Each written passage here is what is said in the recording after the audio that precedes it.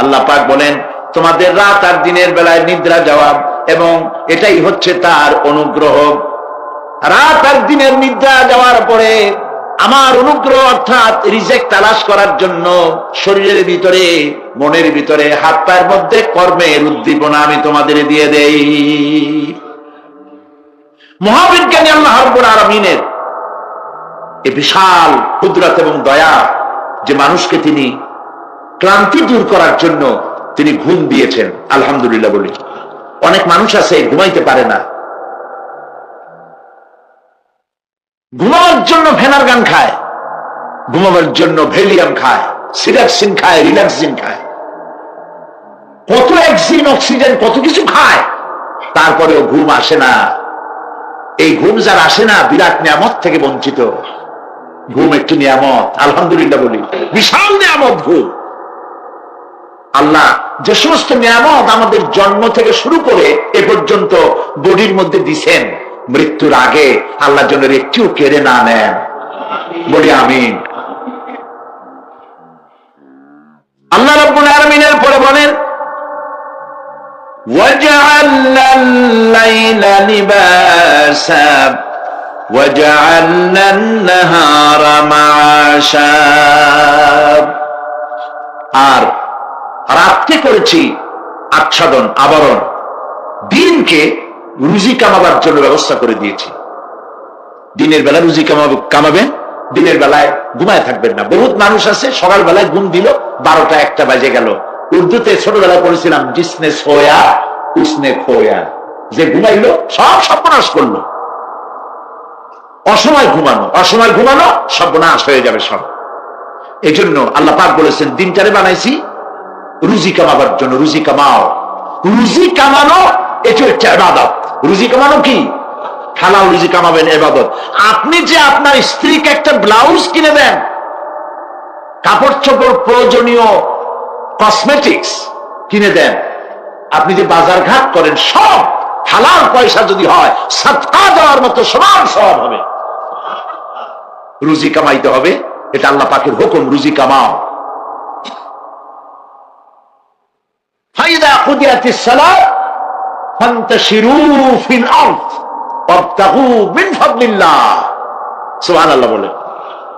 নামাজ যখন শেষ হয়ে গেল, ফাইদা কুদিয়াতিস সালাত, নামাজ যখন শেষ হয়ে গেল, ফান্তাশিরু ফিল আরদ, তখন জমিনে ছড়িয়ে পড়ো আর আমার অনুগ্রহ, রিজক অনুসন্ধান করো। সুবহানাল্লাহ। মসজিদে বসে বসে খালি তাসবিহ টিপতে থাকো না, কাজের সময় কাজ করো। অফিস থেকে বলে আসছে জোহরের নামাজ পড়তে যাই, জোহরের নামাজ পড়িয়ে তারপর নফল পড়া শুরু করছে, এরপরে দোয়া দুরূদ পড়া শুরু করছে। 1 ঘন্টা অফিসের সময় নষ্ট করেছেন। ফরজ নামাজ, সুন্নত নামাজ পড়তে যতটুকু লাগবে, এর থেকে বেশি সময় নিলে বেতন হালাল হবে না। আপনি মিথ্যা কথা বলে, মিথ্যা ছুটি নিয়ে দিনের কাজ করতে পারেন না। আপনার রুজি হালাল হইতে হবে। আপনার নফল নামাজ পড়া দরকার, রাত পড়ে আসছে, রাতের বেলা গিয়ে জনমের মতো নফল পড়েন, কে নিষেধ করবে? মনে থাকবে কথা। وَجَعَلْنَا نَوْمَكُمْ سُبَاتًا। আর আমি তোমাদের জন্য ঘুমকে করেছি শান্তির বাহন। মানুষের অঙ্গ প্রত্যঙ্গ প্রত্যেকটির কাজ ভিন্ন, প্রকৃতিও ভিন্ন। চোখ দেখে, কান শোনে, জিহ্বা স্বাদ গ্রহণ করে, নাক শোনে, নাক শোখে, মস্তিষ্ক চিন্তা ভাবনা করে। এ হলো প্রকৃতি। আর প্রত্যেকটি অঙ্গ প্রত্যঙ্গের রুচি আলাদা, কর্তব্যের মধ্যে বিরাট বৈষম্য। যেমন চোখ রঙিন এবং সুন্দর জিনিস দেখতে ভালোবাসে, ঠিক কিনা? বলেন ঠিক কিনা? একটা খারাপ জিনিসের দিক চোখ পড়লেই মানুষ তাড়াতাড়ি চোখ ফিরায় নেয়, ঠিক না? চোখ সুন্দর এবং রঙিন জিনিস দেখতে ভালোবাসে। কান সুমধুর সুর শুনতে ভালোবাসে, উৎসাহ বোধ করে। আর হাত নরম এবং মসৃণ জিনিসে স্পর্শ করতে উৎসাহ বোধ করে। নাক আতরের গন্ধ শুঁকতে ভালো লাগে। আর মন নতুন নতুন রঙিন ভাবনা ভাবতে চেষ্টা করে। বাড়ি বানাবো, বিল্ডিং বানাবো, ইন্ডাস্ট্রি করব, ছেলে বিয়ে দেবো, মেয়ে বিয়ে দেবো, অমুক জায়গায় বিরাট লোকের কাছে। ভাবতে ভাবতে ভাবের সাগরে হারিয়ে যায়। আর ভাবনার ভিতরে খেয়ালে যদি কেউ পোলাও পাকায়, বাস্তবে তা হোক আর না হোক, খেয়ালে মনে মনে যদি কেউ পোলাও পাকায়, তাহলে ঘিয়ের দাম যাই হোক না কেন তাতে কিছু আসে যায় না। মানুষ রঙিন রঙিন ভাবনা ভাবতে খুব মজা পায়। তাহলে আমি কি বুঝাইতে চাইলাম? চোখের কাজ, নাকের কাজ, মুখের কাজ, কানের কাজ, মনের কাজ, প্রত্যেকটি অঙ্গ প্রত্যঙ্গের ভিন্ন ভিন্ন কাজ আছে, ভিন্ন ভিন্ন রুচি আছে। প্রিয় ভাই সব, হযরত ওমর ফারুক রাদিয়াল্লাহু তাআলা আনহু তিনি একবার মসজিদ নববীর মধ্যে দেখলেন ফজরের সময়, জোহরের সময় তিনি দেখলেন ফজরে যাদের দেখলাম এক জায়গায় বসা ৫-৭টা লোক, জোহরে তো তাদেরই দেখতেছি, আসরের সময় দেখলেন ওইখানে বসা, মাগরিবেও দেখলেন, এশায়ও দেখলেন। এশার নামাজের পর তিনি প্রশ্ন করলেন, তোমরা কারা? বলল যে আমরা হলাম দূরের থেকে আসছি, মসজিদ নববী শ্রেষ্ঠ মসজিদ, এখানে বসে বসে আল্লাহর জিকির আজগার করি। তা আল্লাহর জিকির আজগার করো, নামাজ পড়ো, খাও কি? কাজে কিছু লোক আছে ওরা মেহেরবানি করে রান্না করে আনিয়া আমাদের খাওয়াইয়া যায়। হযরত ওমর ফারুক রাদিয়াল্লাহু তাআলা আনহু বললেন, তাহলে তো তোমার চাইতে, তোমরা যে কয়েকজন এখানে বসে ইবাদত করো, তোমাদের চাইতে ওই ব্যক্তি অনেক উত্তম যে নিজে রুজি কামাই করে তোমাদের খাওয়ায় যায়। তোমরা তো অলস। শুনে রাখো, নামাজের সময় ছাড়া আগামীকাল এই জায়গায় যদি বসা দেখি, ব্যাস মেরে বাইর করে দেবো মসজিদ নববী থেকে। ইসলাম কাজের প্রতি উদ্দীপনা দিয়েছে, ইসলাম কাজের ট্রেনিং দিয়েছে। সুবহানাল্লাহ বলে কাজ করো আর খাও, বসে বসে বাপের বোঝা হইল না। আমাদের দেশে বহু পোলাপান আছে বাপের হোটেলে খায় আর মসজিদে গিয়ে ঘুমায়, খুব সহজ কাজ। কেন এরকম করো বাবাজি? কয় চাকরি পাই না। আচ্ছা চাকরি পাও না, চাকরি তো আমাদের দেশে এক সোনার হরিণ, অথর্ব মন্ত্রীর অথর্ব ভাগ্যা চাকরি হয়ে যায়, কিন্তু ফার্স্ট ক্লাস ফার্স্ট হয়েছে এমএতে চাকরি হয় না। এটা দেশের কপাল, এটা দেশের দুর্ভাগ্য। কিন্তু চাকরি পাও নাই বলে বাপের ঘাড়ের বোঝা হয়ে থাকবা। বউতে তোমার ঘুম দেখা বউ একা একা কানবে, আল্লাহ কোন উল্লুকের সাথে বিয়ে হইল আমার, সারাদিন ঘুমায়। প্রিয় ভাই সব, চাকরি পান নাই তো অসুবিধা কি? আপনি বাসের ড্রাইভার হন, আপনি সিনেমা দান বেছেন, আপনি জমিন চাষ করেন, জমিন চাষ করার লজ্জা। এই পৃথিবীর প্রথম মানুষ আদম আলাইহিস সালাম জমিন চাষ করেছেন, ইদ্রিস আলাইহিস সালাম দর্জিগিরি করেছেন, দাউদ আলাইহিস সালাম কর্মকার হয়ে লোহা দিয়ে অস্ত্র তৈরি করেছেন, নবী করিম সাল্লাল্লাহু আলাইহি ওয়াসাল্লাম ব্যবসা করেছেন। কাজী বেকার যুবকদেরকে বলতে চাই, বাপ আর শ্বশুরের বোঝা হয়ে থাকার মতো লজ্জার জিনিস আর কিছুই নাই। বাপের কামাই খাওয়া লেখাপড়া শেখার পর তোমার জন্য জায়েজ নাই। কাজ করো, কাজের অভাব নাই, হালাল কাজ করো, রুজিতে আল্লাহ বরকত দিয়ে দিবেন। আমার দেশের জমিন এত ভালো, বলার আগেই কোন সুবহানাল্লাহ। সারমার লাগে না, যেখানে সেখানে লাঙ্গল সাবলের দরকার নাই। আঙ্গুল দিয়ে মাটি খুঁজিয়া ঘরের কোনায় আঙ্গুল দিয়ে মাটি খুঁজিয়া কদুর বিচি লাগাই দেন। 3 দিন পরে 2 পাতা, 6 দিন পর লতা, 10 দিন পর ফুল, 2 সপ্তাহের মাথায় কদু। সুবহানাল্লাহ। এই আল্লাহর দেওয়া এত সুন্দর কদু খাইয়া কয় সাদের লাউ বানাইলো বই রেখে, তো একটু আলহামদুলিল্লাহ কইল না। জমিন উর্বর, ওয়াজআলা বাইনাকুম মাওয়াদ্দা, আর তোমাদের মধ্যে আল্লাহ পাক ভালোবাসা সৃষ্টি করেছেন। এই কথা বলার এর ব্যাখ্যা কি? ভালোবাসা সৃষ্টি করেছেন এর ব্যাখ্যা এরকম হতে পারে, কয়েক রকম। আমি যেটা জেনেছি সেটি হচ্ছে এরকম, ভালোবাসা সৃষ্টি হওয়ার কথা ছিল না, এক পর্যায়ে ভালোবাসা থাকবে কোন একটি বিশেষ সময়, বাকি সব সময় ঝগড়া হবে, এটাই হওয়া স্বাভাবিক ছিল। ধরুন মেয়ের বাড়ি চট্টগ্রাম, ছেলের বাড়ি বরিশাল। মেয়ে শুটকি খেতে খুব পছন্দ করে, ছেলের গন্ধও সহ্য করতে পারে না। ছেলে বলে খড়ে জাত দে, আর মেয়ে বলে খড়ে জাত দে, আর ছেলে বলে যে কমে যাও। মানে একজন আর একজনের ভাষার সাথে মিল নাই, কথা ঠিক কিনা বলেন? ভাষার সাথে মিল নাই, রুচির সাথে মিল নাই। একজনের টক পছন্দ করে আর একজনের টক সহ্য করতে পারে না, আর একজনের শুটকি খায় আর একজনের শুটকি পছন্দ করে না। কাজে রুচি আর অভ্যাস ইত্যাদি দিয়ে সারাদিন স্বামী স্ত্রীর মধ্যে ঝগড়া হওয়া স্বাভাবিক ছিল, ঠিক না? আল্লাহ পাক বলেন সেখানে আমি এই স্বামী স্ত্রী যখন হয়ে যায় তখন দুজনের মধ্যে আমি ভালোবাসার সৃষ্টি করে দেই। আর সে ভালোবাসা এমন পর্যায়ে চলে যায়, স্ত্রী তার স্বামীর জন্য জীবন দিতে চায়, স্বামী তার স্ত্রীর জন্য জীবনের সবকিছু উজাড় করে দিতে চায়। ওয়াজআলা বাইনাকুম মাওয়াদ্দা, এরপরে সৃষ্টি করি রাহমান। ওই ভালোবাসা ছিল যৌবন কেন্দ্রিক, বিশেষ এক উদ্দেশ্যকে সামনে রেখে। কিন্তু যখন যৌবনে ভাটি লাগলো তখন ওই উদ্দেশ্য আর থাকলো না।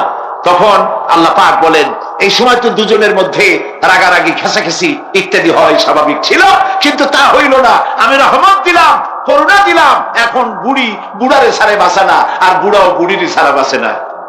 তাও আমরা সুবহানাল্লাহ কব না।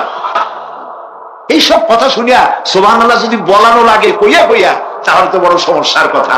শুনলেন কি আর বুঝলেন না কি? প্রিয় ভাই সব, আমি বুঝতে পারছি আপনারা বলেন ঠিকই, তবে শুনতে শুনতে মোহমুগ্ধ হয়ে বলার সময় পান না। আলহামদুলিল্লাহ, বলি আলহামদুলিল্লাহ। তো আল্লাহ রাব্বুল আলামিন পরস্পরের মধ্যেই ভালোবাসা সৃষ্টি করলেন। এটি আল্লাহ পাকের আয়াত। এটা আল্লাহ পাকের কি বলুন? আয়াত মানে কি? নিদর্শন। আমার ভাইরা, আমার নিজের জীবনের এক দৃষ্টান্ত আমি প্রায় বলি লোকদেরকে। ছোটবেলায় মাদ্রাসা থেকে বাড়ি ফিরতেছি, তখন গয়নার নৌকা, লঞ্চ নাই, নৌকা। সেই নৌকা বিরাট লম্বা নৌকা, 4-5 জনে দাঁড় বায়, বড় বড় লম্বা লম্বা দাঁড়, ছিপ নৌকা, খুব লম্বা নৌকা। এই নৌকাগুলি প্যাসেঞ্জার বহন করে। স্টেশন আসতে পরে ঢোল পিঠায়, মানুষ এসে ওঠে। রাতের বেলায় চলতে হয়, রাতেই এগুলো চলতো বেশি, আজকাল এগুলি আর নাই।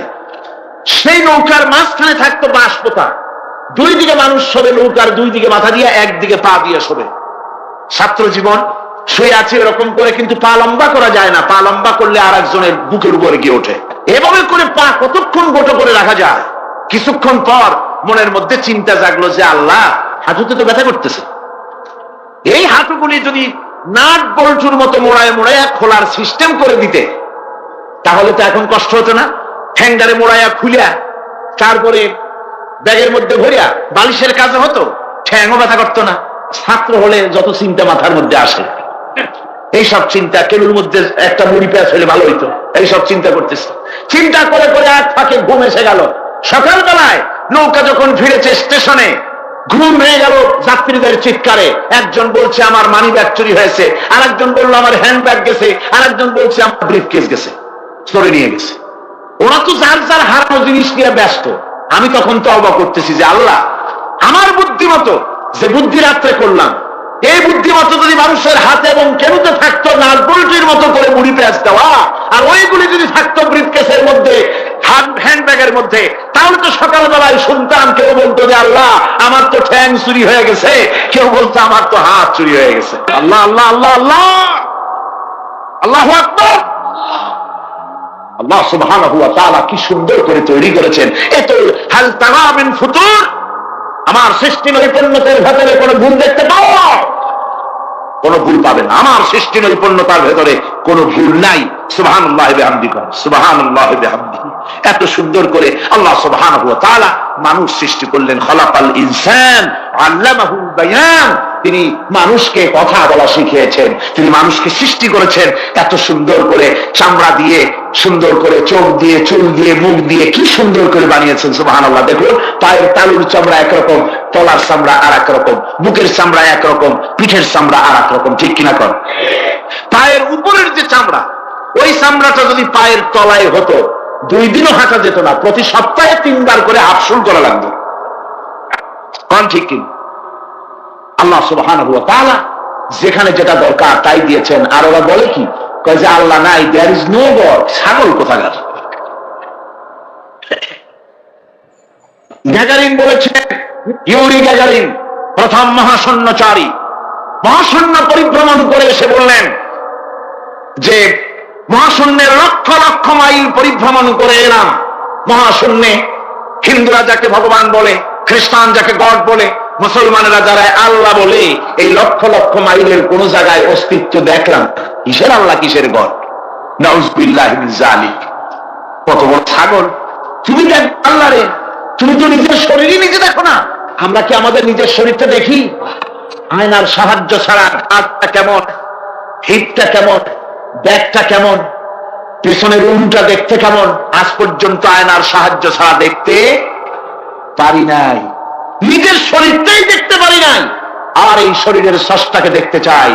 সাহস তো কম না পাগলের। আল্লাহ সুবহানাহু ওয়া তাআলা তিনি মানুষকে সৃষ্টি করেছেন, কত সুন্দর করে তিনি বানিয়েছেন। একবার লক্ষ্য করে দেখো, শুকরিয়া আসবে আল্লাহর দরবারে, মাথা নত হয়ে আসবে। কি সুন্দর করে আল্লাহ পাক বানিয়েছেন। মানুষের শরীরে কিডনি লাগবে দুটি, কিডনি লাগবে একটা।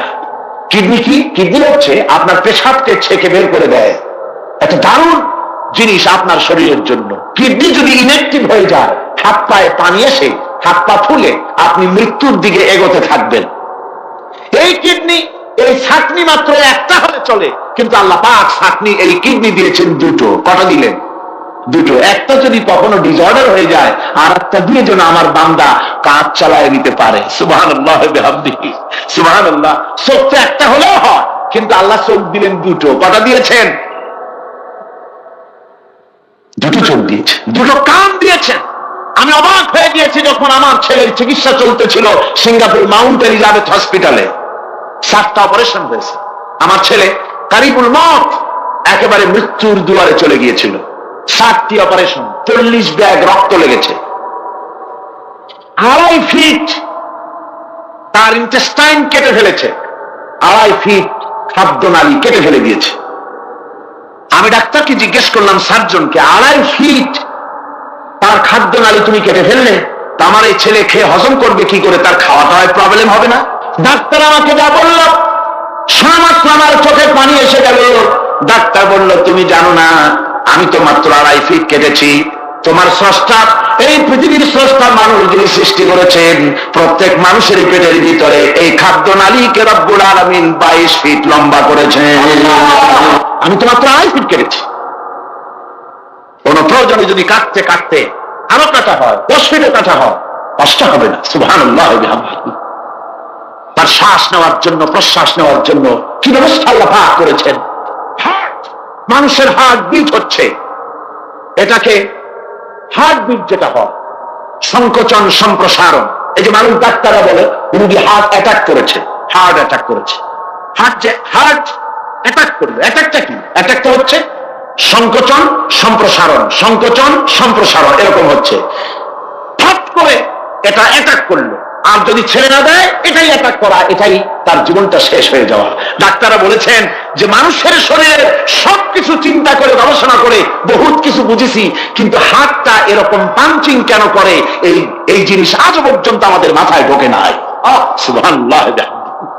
আল্লাহ পাক কি সুন্দর করে এই পাঞ্চিং এর মাধ্যমে, হার্ট যেভাবে করতেছে, এই পাঞ্চিং এর মাধ্যমে সমস্ত শরীরের রক্তগুলি পা থেকে শুরু করে মাথা পর্যন্ত সব ছড়িয়ে দেওয়া হচ্ছে। এভাবে এভাবে ছড়িয়ে দেওয়া হচ্ছে যাতে করে মানুষ জীবিত থাকে, শরীরে রক্ত গরম থাকে, হিম শীতল হয়ে মানুষ যেন মারা না যায়। এই জন্য আল্লাহ সুবহানাহু ওয়া তাআলা এত সুন্দর ব্যবস্থা করেছেন। এক সময় আঘাত পেয়ে অনেকগুলি রক্ত যদি পড়ে যায়, মানুষ রক্ত শূন্যতায় মরবে না, আবার খানিকটা রক্ত রিজার্ভ থাকে। আল্লাহ পাক রিজার্ভ করে রাখেন। স্পঞ্জের ভিতরে পানি থাকলে উপর থেকে টের পাওয়া যায়, ওরকম খানিকটা রক্ত আল্লাহ শরীরের ভিতরে রিজার্ভ করে গেছেন। এই জন্য বড় বড় ডাক্তাররা, বড় বড় ডাক্তার, বড় বড় বিজ্ঞানী কখনোই নাস্তিক হয় না। এইসব দৃশ্য দেখে তারা মনে করে নিশ্চয়ই একজন কেউ আছেন যিনি এগুলি তৈরি করেছেন, এগুলি এমনি এমনি হয় নাই। যিনি তৈরি করেছেন তিনি কে? তিনি হচ্ছেন আল্লাহ সুবহানাহু ওয়া তাআলা। তিনি এগুলি সৃষ্টি করেছেন, তিনি এগুলি তৈরি করেছেন। ওই আল্লাহ পাকের কাছেই আমাদের সকলকেই ফিরে যেতে হবে। আল্লাহ রাব্বুল আলামিন তিনি বলছেন, আমি মানুষ সৃষ্টি করেছি, খালাকাল ইনসানা আল্লামাহুল বায়ান। মানুষ সৃষ্টি করেছি, শুধু মানুষকে সৃষ্টি করি নাই, আমি আবার তার জোড়াও তৈরি করে দিয়েছি। মানুষ একা একা না, পৃথিবীতে সব জোড়ায় জোড়ায় তৈরি করেছি। উদ্ভিদের মধ্যে জোড়া তৈরি করেছি, প্রাণী জগতের মধ্যে জোড়া তৈরি করেছি। এই দুনিয়ার ভিতরে যা কিছু আছে, উদ্ভিদ হোক আর মানুষ হোক, প্রাণী জগৎ হোক, সবগুলিকে আমি আল্লাহ জোড়া বানাইছি, জোড়ায় জোড়ায় নর এবং নারী সবগুলির মধ্যে করে দিয়েছি। ওয়া মিন আয়াতিহি আন খালাকা লাকুম মিন আনফুসিকুম আজওয়াজান লিতাসকুনু ইলাইহা ওয়া জাআলা বাইনাকুম মাওয়াদ্দাতান ওয়া রাহমা। আল্লাহ রাব্বুল আলামিন বলেন, আমার অগণিত নিদর্শনের ভিতরে এটাও একটি নিদর্শন যে আমি তোমাদের থেকে তোমাদের জোড়া তৈরি করেছি, তোমাদের স্ত্রীদেরকে তৈরি করেছি, যাতে করে তোমরা তাদের কাছে শান্তি পাও। আর তোমাদের মধ্যে ভালোবাসা সৃষ্টি করেছি, মহব্বত সৃষ্টি করে দিয়েছি। আর পরিণত বয়সে এই মহব্বতকে আমি আল্লাহ করুণার সহৃদয়তায় পরিণত করে দেই। তোমার থেকে তোমার জোড়া নারী সৃষ্টি করেছি, স্ত্রী। সেই স্ত্রীর কাছে তুমি তোমার স্বস্তি শান্তি ফিরে পাবে। আর যখন বৃদ্ধ হয়ে যাবে তখন এই ভালোবাসাটা আমি করুণা আর মহব্বতের মধ্যে পয়দা করে দেই।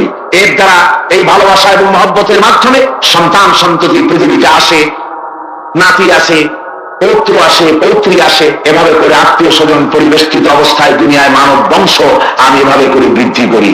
আর এরপরে মানব সৃষ্টি করে মানুষকে এক পরিবেশ সৃষ্টি করে দিয়ে তাকে কথা বলারও আমি ভাষা শিখিয়েছি। আল্লামাহুল বায়ান, মানুষকে আমি কি শিক্ষা দিয়েছি? কথা বলতে আমি শিক্ষা দিয়েছি। কথা বলার কারণে মানুষ মানুষ, আর কথা বলতে পারে না বলে মানুষের সাথে পশুর সাথে এই বিরাট পার্থক্য। পশু কথা বলতে পারে না, মানুষ কথা বলতে পারে। কথা বলা হচ্ছে মানুষের একটা বিশেষ বৈশিষ্ট্য। আরে বায়ান শব্দের অর্থ শুধু কথা নয়, বায়ান শব্দের অর্থ হচ্ছে চেতনা, বুদ্ধি, অনুভূতি, প্রজ্ঞা, মেধা, চিন্তা, বিবেচনা, ইচ্ছা শক্তি, প্রতিরোধ শক্তি, এ সবগুলি বায়ানের ভিতরে সীমাবদ্ধ। যে আমি বায়ান শিক্ষা দিয়েছি, তার মানে এতগুলি জিনিস আমি তোমার মধ্যে আমি সৃষ্টি করে দিয়েছি মানুষের মধ্যে। এরপরে এই বায়ান একটি শিক্ষা। শিক্ষা বলতে বোঝায়, এই শিক্ষাটা আল্লাহ সবাইকে দিয়েছেন। মাছ সাঁতার কাটতে পারবে, পাখি আকাশে উঠতে পারবে। পাখিকে আল্লাহ ওড়ার ক্ষমতা দিয়েছেন। মুরগির বাচ্চা ডিমের থেকে বের করে পানির মধ্যে ছেড়ে দিবেন, ও সাঁতার কাটতে পারবে না। আপনি আমার কন, মুরগির ডিমের ভিতরে মুরগির বাচ্চা, হাঁসের ডিমের ভিতরে হাঁসের বাচ্চা, সে কি করে বোঝে ডিমের কোন অংশ পাতলা? সেই অংশটা সে অপারেশন শুরু করে দেয়। সে কিন্তু সব জায়গায় ঠোকায় না। ওই ডিমের পর্দার ভিতরে একটা অংশ আছে পাতলা, সামান্য পাতলা, সেই পাতলা অংশ সে ঠুক করে একটুখানি অপারেশন করে, পর্দাটা ফেটে যায়, সেখান থেকে সে বেরিয়ে আসে। কে শিখালো যে এই জায়গায় ঠুক করে আওয়াজ কর, বেরোতে পারবি? কে শিখালো? আল্লাহ পাক শিক্ষা দিয়েছেন। এটা বায়ানের অন্তর্গত। মানুষকে দিয়েছেন বায়ান, ওকে দিয়েছেন শিক্ষা। হাঁসের বাচ্চা পানির ভিতরে ছেড়ে দিলে ওকে সাঁতার কাটতে হবে, কে শিখালো? আল্লাহ পাক। বাতাসে পাখিরা উড়ে বেড়ায় ডানা মেলে। আওয়ালাম ইয়ারাউ ইলা তায়রি সাফাতিন ওয়া ইয়াকবিদনা মা ইউমসিকুহুন্না ইল্লার রাহমান। দেখে নাকি তারা পাখিটি কেমন? মেলি দুটি লঘু ডানা, উড়িয়া বেড়ায় শূন্যের পরে নাহি তার কোনো মানা। আবার সে ডানা গুটাইয়া চলে কিন্তু পরে না তবু, বলকে বাতারে শূন্যে রাখিছে ভিন্ন সে এক প্রভু। প্লেনের মতো, এরোপ্লেনের মতো, দেখছেন না পাখিগুলি এরকম এরকম করে ওড়ে। আবার কখনো উঠতে গিয়ে আর ডানা দোলায় না, দুটো ডানা শরীরের সাথে মিশাইয়া একেবারে রকেটের মতো উড়ে চলে যায়, কিন্তু পড়ে যায় না। কে তাকে শূন্যের উপরে রেখেছে? জোরে কম, কে রেখেছে? এই ট্রেনিং আল্লাহ পাক তাকে দিয়েছেন। আল্লাহ পাক তাকে শিক্ষা দিয়েছেন। এই শিক্ষা, পানিতে সাঁতার কাটবে মাছ, বায়ুতে ভেসে বেড়াবে পাখি, তারপরে মানুষের চোখের পলক পড়বে, পাকস্থলী হজম করবে, এসব শিক্ষা আল্লাহ দিয়েছেন। প্রত্যেকটা জিনিসকে সৃষ্টি করেছেন, আর তার কাজটাও কিভাবে হবে তা আল্লাহ পাক শিখিয়ে দিয়েছেন। এই জন্য শুধুমাত্র এই শিক্ষাটুকুই নয়, মূল শিক্ষা হচ্ছে আল্লামাহুল বায়ান। এর আসল অর্থ হলো মানুষের জ্ঞানের পূর্ণতার জন্য আল্লাহ পাক বায়ান দিয়েছেন। সে বায়ান হচ্ছে কোরআনে কারীম। সে বায়ান কি? কোরআন। এই কোরআন হচ্ছে মানুষের জ্ঞানের পূর্ণতা। কোরআন দিয়ে মানুষের জ্ঞান পরিপূর্ণ হয়। ওমা উতীতুম মিনাল ইলমি ইল্লা কালিলা। তোমাদেরকে খুব সামান্যতম জ্ঞান দেওয়া হয়েছে। আসল জ্ঞানের মালিক কে? আল্লাহ সুবহানাহু ওয়া তাআলা। আল্লাহ রাব্বুল আলামিন বলেন, আশ-শামসু ওয়াল কমারু বিহুসবান ওয়ান নাজমু ওয়াশ-শাজারু ইয়াসজুদান। সূর্য এবং চন্দ্র একটা বিরাট একটা হিসাবে অনুসরণে বাধ্য। সূর্য আর চন্দ্র একটা হিসাবে অনুসরণে বাধ্য। এর ব্যতিক্রম হওয়ার কোন উপায় নাই। সূর্য এবং চন্দ্র তার আপন আপন কক্ষপথে ঘুরবে। ইচ্ছে মাফিক সূর্য চন্দ্র ঘুরতে পারবে না। তার সময় সূর্য এসে বলতে পারবে না, দেখা যাচ্ছে আমি এখন উদিত হব, পারবে? পারবে না। দিনের দুপুরের সময় রাত এসে মাথা চাড়া দিয়ে জাগাতে পারবে না, দিন সরে যা, আমি এখন সবটাকে রাত বানায় দেবো, পারবে না। চন্দ্র এবং সূর্য একটা নির্ধারিত একটা হিসাবের অনুসরণে তারা রয়েছে, আর এই হিসাবের নিয়ম, কঠোর হিসাবের নিয়মতান্ত্রিকতার ভেতরে থাকার কারণে মানুষের জন্য চন্দ্র, মাস, বছর ইত্যাদি গণনা মানুষের জন্য আল্লাহ সহজ করে দিয়েছেন। আল্লাহ পাকের নবীর কাছে জিজ্ঞাসা করা হচ্ছে,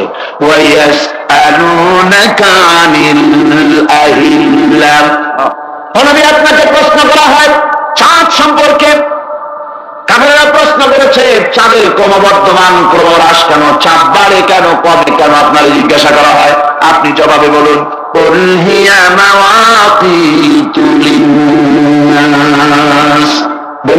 এ চাঁদ হচ্ছে মাস, দিন, বছর গণনা করার জন্য, গোটা পৃথিবীবাসীর জন্য আমি একটা স্থায়ী ক্যালেন্ডার আকাশে ঝুলাই রাখছি। সুবহানাল্লাহ। বিনা পয়সার ক্যালেন্ডার কে ঝুলাই রাখছেন? আল্লাহ সুবহানাহু ওয়া তাআলা তিনি ঝুলিয়ে রেখেছেন এই ক্যালেন্ডারকে। আর এই চন্দ্র সূর্য নিজের ইচ্ছা মাফিক চলতে পারে না। আল্লাহ পাক কোরআনে কারিমে বলেছেন, আফাগায়রা দীনিল্লাহি ইয়াবগুন ওয়া লাহু আসলামা মান ফিস সামাওয়াতি ওয়াল আরদি তাওআন ওয়া কারহা।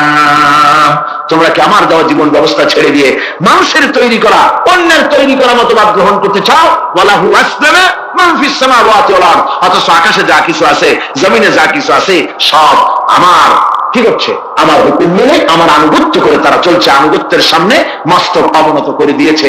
তাই তো আমরা দেখতে পাই তাল গাছে কোনোদিন বেল হয় না। হয়? তাল গাছে বেল হয়? নারকেল গাছে আম হয়? নিম গাছে লিচু হয়? হয় না। আল্লাহর সুন্নতের ভিতরে কোনো পরিবর্তন পাওয়া যাবে না। দেখুন, বঙ্গোপসাগরের পানি মিষ্টি না নোনা? সবাই বলুন মিষ্টি না নোনা? বঙ্গোপসাগরের নোনা পানি জোয়ারের টানে এই বঙ্গোপসাগরের নোনা পানিগুলি পদ্মা মেঘনা যমুনার ভিতরে প্রবেশ করে মিষ্টি পানির ভিতরে। আবার ভাটির টানে পদ্মা মেঘনা যমুনার পানিগুলি, মিষ্টি পানিগুলি নোনা পানির মধ্যে গিয়া ঢোকে। মাঝখানে কোনো পার্টিশন নাই। নোনা পানি মিষ্টি পানির এলাকাকে নোনা বানাতে পারে না, আবার মিষ্টি পানিগুলি গিয়া নোনা পানিগুলিরে মিষ্টি বানাইতে পারে না। কার হুকুম পালন করে? কার হুকুম? النجم والشجر يسجدان والسماء رفعها ووضع الميزان। তারকা, বৃক্ষরাজি সব সেজদায় রত। তারাই সেজদা দেয় কারে? কারে সেজদা দেয়? চাঁদ সেজদা করে কাকে? সূর্য করে কাকে? গাছপালা করে কারে? আল্লাহ পাককে সেজদা করে সবাই। সমস্ত সৃষ্টি জগতের কাজ হলো তিনটা। সৃষ্টি জগতের কাজ কয়টা? তিনটি কাজ। একটা কাজ হচ্ছে সৃষ্টি জগৎ মহান আল্লাহর উদ্দেশ্যে সিজদা করবে, তার হামদ করবে, তার তাসবিহ করবে। তিনটা কাজ, সিজদা করবে, হামদ করবে, তাসবিহ করবে। এই তিনটা কাজ হচ্ছে সৃষ্টি জগতে। গোটা পৃথিবী সবকিছু আল্লাহ পাককে সিজদা করছে। কোরআনে কারিমে রব্বুল আলামিন বলেন, وَلِلَّهِ يَسْجُدُ مَنْ فِي السَّمَاوَاتِ وَالْأَرْضِ طَوْعًا وَكَرْهًا وَظِلَالُهُمْ بِالْغُدُوِّ وَالْآصَالِ। আল্লাহ পাক বলেন, আকাশে যা কিছু আছে, জমিনে যা কিছু আছে, সব কিছু আমার সেজদা করে। এমনকি গাছগুলি, গাছও আমার সেজদা করে। গাছগুলি সকাল বেলায় গাছের ছায়া সকাল বেলায়, আর বিকাল বেলায় নিজের ছায়া লম্বা করে দিয়ে আমার সামনে সেজদায় পতিত হয়ে যায়। গাছগুলি আমাকে সেজদা করে। তারকা সমূহ, চন্দ্র সূর্য সব আমাকে সেজদা করে। ওয়ালিল্লাহি ইয়াসজুদু মা ফিস সামাওয়াতি ওয়া মা ফিল আরদ من دابة والملائكة وهم لا يستكبرون। আকাশ এবং জমিনে যা কিছু আছে আমার সিজদা করে। আমার সিজদা থেকে কেউ অহংকার করে না, অহমিকতা করে না। আমার সিজদা থেকে কেউ ফিরে যায় না, সবাই আমাকে সিজদা করে। সুতরাং ও মানুষ, আমার দরবারে সিজদায় মাথা নত করে দাও। সবগুলি আমার সামনে সিজদা করতেছে। ألم تر أن الله يسجد له من في السماوات ومن في الأرض والشمس والقمر والنجوم والجبال والشجر والدواب وكثير من الناس। আল্লাহ পাক বলছেন আকাশ এবং জমিনে যা আছে সব আমাকে সেজদা করছে, চাঁদে, সূর্যতে, গাছপালায়, পাহাড় পর্বতে, সবকিছু, সমস্ত প্রাণী জগৎ পর্যন্ত, চতুষ্পদ জন্তুগুলি পর্যন্ত আমি আল্লাহকে সেজদা করে। সুবহানাল্লাহ। আল্লাহ রাব্বুল আলামিন এবার বলেন ওয়াল আরদা ওয়াদাহা লিল আনাম ফিহা ফাকিহাতু ওয়ান নাখলু যাতুল আকমাম। আল্লাহ পাক বলছেন পৃথিবীকে তিনি সমস্ত সৃষ্টির জন্য পৃথিবী বানিয়েছেন। আনাম, আনাম শব্দের অর্থ হচ্ছে জীব, জানদার। যত জানদার আছে সমস্ত জানদারদের জন্য আল্লাহ পাক এই পৃথিবীকে বানিয়েছেন। অর্থাৎ যাদের প্রাণ আছে, প্রাণী সময়ের জন্য আল্লাহ যা সৃষ্টি করেছেন সেটা হলো এই পৃথিবী। এই পৃথিবী ছাড়া অন্য কোথাও কোন প্রাণী বসবাসের উপযোগী করে আল্লাহ তৈরি করেন নাই। এই পৃথিবীটা কি আল্লাহ পাক প্রাণীদেরকে বসবাসের উপযোগী করে তৈরি করেছেন।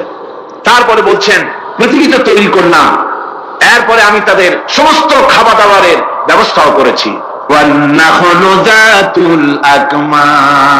খেজুরগুলিকে আমি প্যাকেট করে তোমাদের সামনে দিয়েছি, আচ্ছাদন দিয়ে দিয়েছি। খেজুরের কথা এখানে বলা হয়েছে, শুধু খেজুর খেজুর নয়, খেজুর, আঙ্গুর, বেদানা, আপেল, যত খাবার আমাদের সামনে আল্লাহ দিয়েছেন সমস্ত খাবারগুলি প্যাকেট করা। জোরে বলেন কি করা? প্যাকেট করা। কি মহব্বত করে আল্লাহ দিয়েছেন। কলা বলেন, তাল বলেন, বেল বলেন, সব খাবারগুলিকে আল্লাহ পাক প্যাকেট করে মানুষের সামনে হাজির করেছেন। কারণ ওয়ালাকাদ কাররামনা বানি আদম, যেহেতু আদম সন্তানকে আমি সম্মানিত করেছি, তাই আদম সন্তানের সামনে, ভদ্র সম্মানিত মেহমানের সামনে যত খাবার দিলাম সব খাবারগুলিকে আমি গুছিয়ে সুন্দর করে সাজিয়ে আমি কভার করে তোমার সামনে পেশ করেছি। বলে হাফকুজুল আসফি ওয়ার রাইহান, এরপরে দানা দিয়েছি, ভুসি দিয়েছি। দানা হচ্ছে মানুষের খাবার, ভুসি হচ্ছে পশুর খাবার। এই মানুষের খাবার, পশুর খাবার সবকিছু আমি পরিবেশন করেছি। এরপর আল্লাহ বলছেন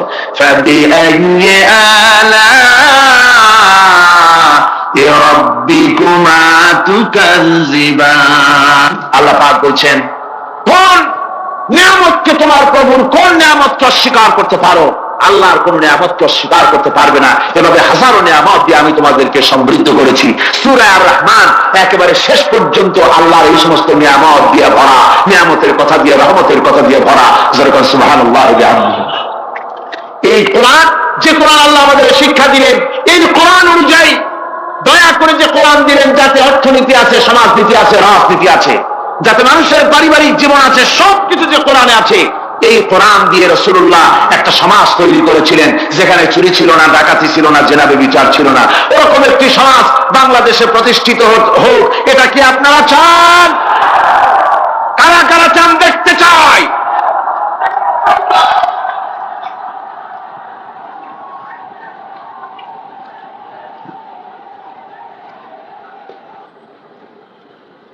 আলহামদুলিল্লাহ। সবাই কোন আলহামদুলিল্লাহ। আদব রক্ষা করুন, আদব রক্ষা করুন। তাড়াতাড়ি বসুন, তাড়াতাড়ি। আলহামদুলিল্লাহ।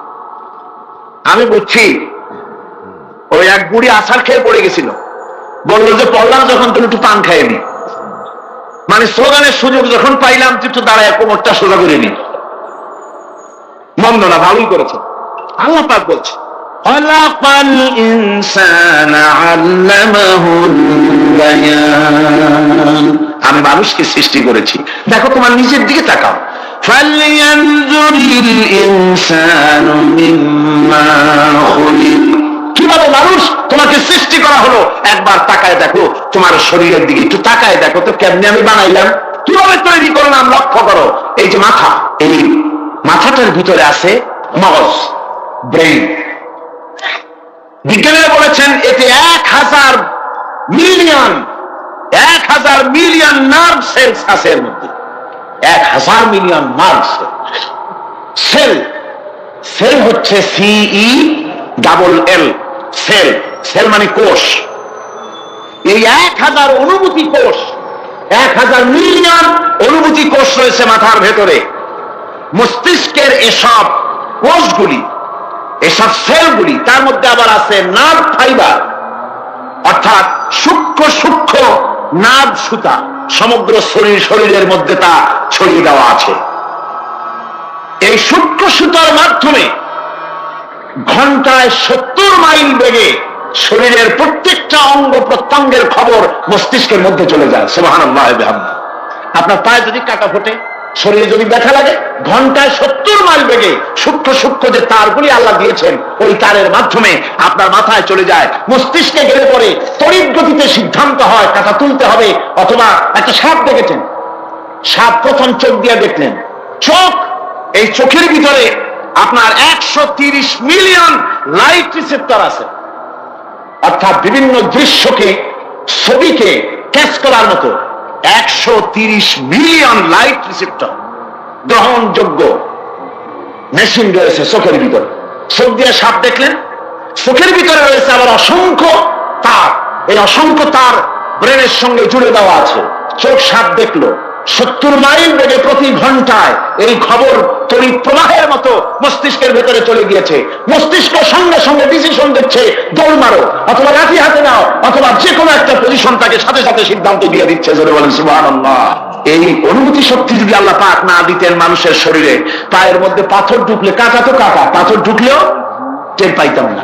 আল্লাহ পাক এই ব্যবস্থা করে দিয়েছেন মস্তিষ্কের মধ্যে এতগুলি সেল, প্রত্যেকটা সেলের আলাদা আলাদা কাজ, সুখ, দুঃখ, ভালোবাসা, মোহাব্বত, আনন্দ, স্বাদ ইত্যাদি জিনিসের অনুভূতি মস্তিষ্কের ভেতর থেকেই হয়। এখানে সেগুলি রেখে দেওয়া হয়েছে।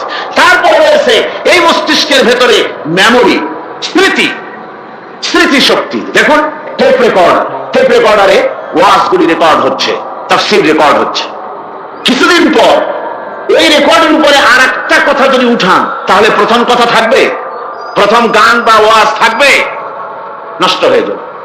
কিন্তু আল্লাহ রাব্বুল আলামিন আপনার আমার মাথার ভিতরে এমন এক ফিতা দিয়ে দিয়েছেন, এমন একটা মেমোরি ফিতা দিয়েছেন, যেই ফিতার ভিতরে হাজার হাজার, লক্ষ লক্ষ, কোটি কোটি সমস্ত কথাগুলি ধরবে, আপনি মুখস্থ করতে পারবেন।